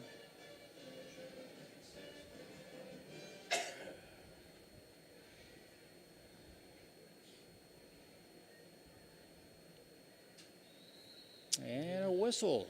Yeah, Flags come out on the far side of the field. Line judge saw something. Yeah, I think it's legal probably, procedure yeah, against the Tigers. But the clock will continue to run. These are not your starters. This is all your junior varsity that's in there right now for Carthage. They're getting just a little bit of experience. Clock down to 5 minutes. Winding down fast. Almost 9 o'clock here in the Midwest. Tomorrow expects some rain in the forecast. That ball snapped a little bit high. And nice little throw off to the left side. Knocked out of bounds. That was number 35. That's Court Reynolds. Yes, it was. He's a junior. It's going to be 4th down. Well, they'll go for it. I'm sure they will. To try to keep this drive alive. It's 4th down and 4. We're down to 4:25 to go. 56-14 is our score. Carthage all over Neosho. At one time, it was tied up at 14 apiece. That was back at the 5:55 mark in the second period. But since then, it's nothing but Carthage Tiger ball. And here we go. This is going to be another one of those jet sweeps. He has some Escobar. room, and he has enough for a first down. down. He does. Across the 20, down to about the, see where they spotted, about the 16-yard line, 17-yard line. That'll be enough to keep the drive alive, and the clock continues to wind down. And for the Cats fans, this couldn't come as quick as they want. Crowd starting to leave.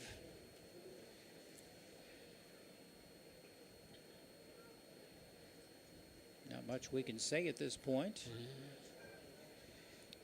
And here we go again with that little jet sweep, and then goes to Escobar, who goes right up the middle. Up to about the 10-yard line. They'd like to score again just to prove a point. Cats will play next week in district action. Carthage will have the bye week. Also within the districts, you have Webb City, you have Branson, you have us, you have Willard, Parkview, and Branson. We'll keep seeing the same score with Branson. I don't believe we've got an update on that, but it's 7-0 in favor of Branson. We're going to run that jet sweep around the other way this time. And they cut back, and they get enough for a first down inside the 5-yard line. And that is number 84, Skylar Pugh. He is a senior. First and goal at the 4 for the Tigers. They're not doing anything fancy, John. They've just worn our line down. And, of course, we have a lot of new players in there as well. A lot of sophomores, some juniors who don't get a lot of playing time. Clock down to 2:15. Now we're trying to figure out, here comes somebody back in, and apparently... I don't know about this. Is this just the victory formation? I think it is. And they'll just take a knee. Yeah. And that's it. And they're pleased with the score there. Yeah, and there's about 1:50 left, so that's exactly right. And that's going to look like our final score as they just kind of... Number 71, Connor Hay is into the ball game for the Cats. There's 1.5 minutes to go. 56-14 is going to be our final score, it looks like. Second down and goal. They're just good sportsmanship without running the clock up, score up anymore. They're into almost a modified flex bone offense.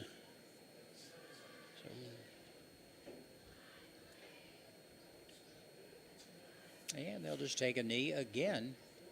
They'll bring it up so they don't lose as much yardage. That'll be third down. We're down to 1 minute to go. Well, John, it's been a good season for the Cats. We've seen some good ball games and a couple of not so good ball games. Yeah, I'm going to think that Coach Touty would not come up tonight. He's going to be with his seniors.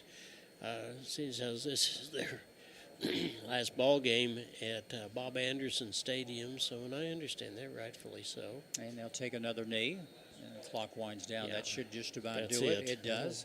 They're going to walk off and shake hands, and once again, the final score, Carthage 56, Neosho 14. We'll take a timeout, come back, wrap some things up. You're in tune to the KNEO Wildcat Sports Network.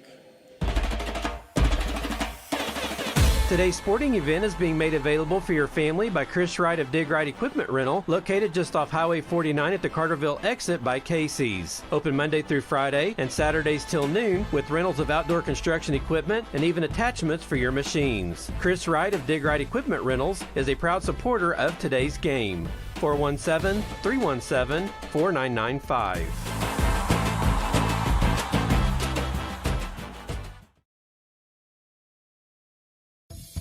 A business impact partner of KNEO is ProLube Tire and Auto Center in Neosho. Serving the area since 2001, they're open Monday through Friday from 7 a.m. to 5:30 p.m. ProLube Tire and Auto Center offers tire and brake repair, as well as transmission service, front-end alignments, and more. Located at 1406 North Business 49 in Neosho. For more information, 417-221-6795 or online at proluberepair.com.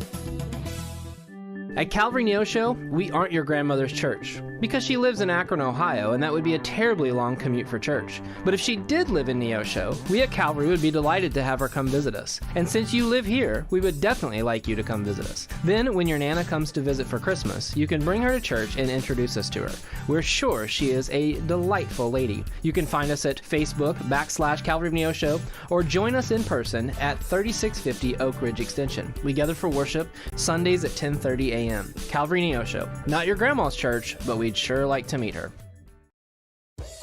Tally Tire at 18152 East Highway 86 is a proud supporter of local high school athletics. Tally Tire is your full-service car and truck headquarters. They carry name-brand tires such as Nexen, Mastercraft, and Uniroyal, ATC camper shells and bed covers, and do oil changes and tune-ups. Call Tally Tire today for all your automotive needs at 417-451-0457 or online at tallytire.com. The Sports Locker, located at 1206 Neosho Boulevard, Neosho, is a proud supporter and supplier of Neosho Wildcat Athletics. Open 10 a.m. to 6 p.m. Monday through Friday and 10 a.m. to 3 p.m. on Saturday. They carry all the biggest brands, including Under Armour, Nike, and Adidas sports apparel and equipment. Be sure to check out their Facebook page at Sports Locker Team Sales and Specials, or their number is 417-451-9300. Proud supporters of the Neosho Wildcats. The Roper Kia 4-State Sports Report will provide up-to-the-minute scores and highlights from around the 4 states.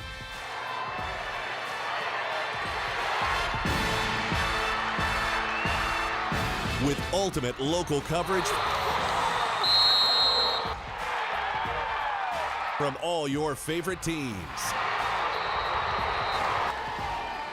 The Roper Kia 4-State Sports Report, weeknights at 6 and 10 p.m. McKay Quality Roofing is a proud supporter of KNEO Radio and the Neosho Wildcat Sports Network.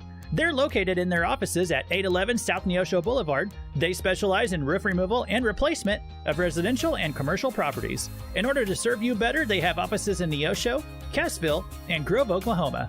Call McKay Quality Roofing at 417-455-3326 for a free quote, or go online at mckayqualityroofing.com for more information. Go Cats! Amory Roofing and Construction, based in Seneca, Missouri, specialize in roofing, siding, guttering, remodels, decks, and new construction. They also handle concrete, fire, and flood mitigation, and even work directly with your insurance claims. 417-389-6986. Whether it's a small repair or a major project, you can count on Amory Roofing and Construction for quality, integrity, and craftsmanship. See more online at amoryroofing.com or find them on Facebook. Once again, the final score, Neosho loses a heartbreaker, Carthage 56, Neosho 14. Our coach's interview, Coach Touty is coming up to the booth, and the interview brought to you by Our Best Bank of Neosho, where they believe in the power of serving others from small business to agriculture. And whether you're looking for someone to help manage your mortgage or an expert in wealth management, they've got you covered. You deserve a financial partner who cares and can help you reach your financial goals. Our Best Bank, always proud to call Neosho home. Coach Touty, I want to say we're proud of the Cats, what they've done this year, and this was a tough opponent against the Carthage Tigers. Yeah, I mean, that's a good team. Tip the cap to them. You know, that's not how you want your seniors to go out on senior night, but that's a good football team, and, you know, that's a measuring stick for us, and so we talked afterwards, and I truly believe that we can compete with those guys, we can beat those guys, we can win our district, but we got to be the team that we had the first half of the season and not the second half. Mm-hmm. Sure. The Cats got off to a good start. Mr. Patterson had a 63-yard touchdown run. They came back. They answered at the 5:55 mark in the second period. It was all tied up at 14-all, but, you know, they scored 3 touchdowns in a matter of 3 minutes to end the half. And, you know, some of the breaks, it was all Carthage tonight there in the third period. Yeah, I mean, when we're clicking, we're as good as anybody. Like I said, we're capable of winning our district, going on a run, but we got to be more consistent.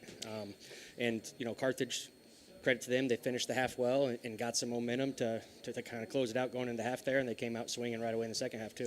Next week, we will be playing on Friday night. We won't know yet. When will we probably get an estimate? Probably Monday sometime, or... Yeah, we should know. So Webb City plays Joplin tomorrow, and that's going to tell the story a lot for our district. We're probably the 5 seed, most likely, which would put us on the road, and either going to Webb City or to Branson is kind of the thought. But we'll know for sure tomorrow night. And Branson was playing tonight and playing Hillcrest, who hasn't won a ball game all year, so chances are we don't have a final score on that yet. It's still slow coming in on that. But, you know, I know it's a tough night here on senior night. They had a good crowd, and, you know, I'm glad we played. You know, they moved the game to tonight instead of tomorrow where we'd been a rain shower or something. Yeah, but, I think that was a good decision, you know, and it gives our guys another day of rest before district play. You know, we start our second season this week. Records don't matter anymore, and we just got to show up and try and be more consistent and be playing our best ball. John, any final thoughts with the coach? No, I thought we opened things up and we went out like we were going to get them, and we played with them really hard for a period of time. But, man, they just wore us down.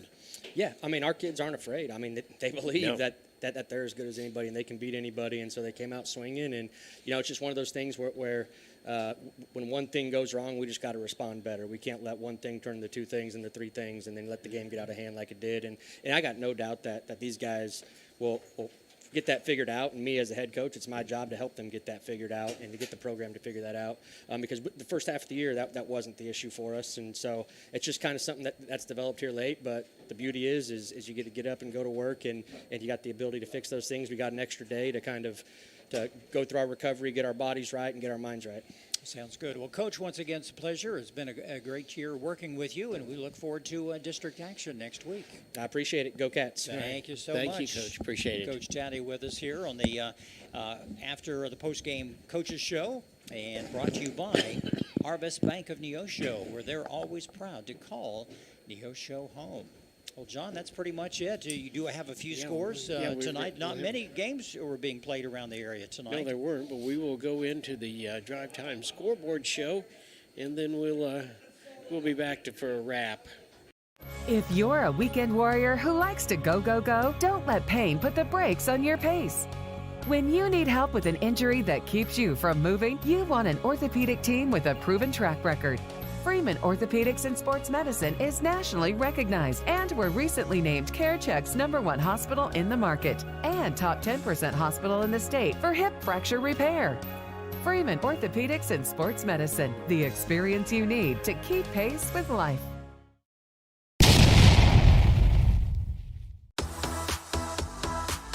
Welcome to the Final Drive Scoreboard Show on the KNEO Sports Network.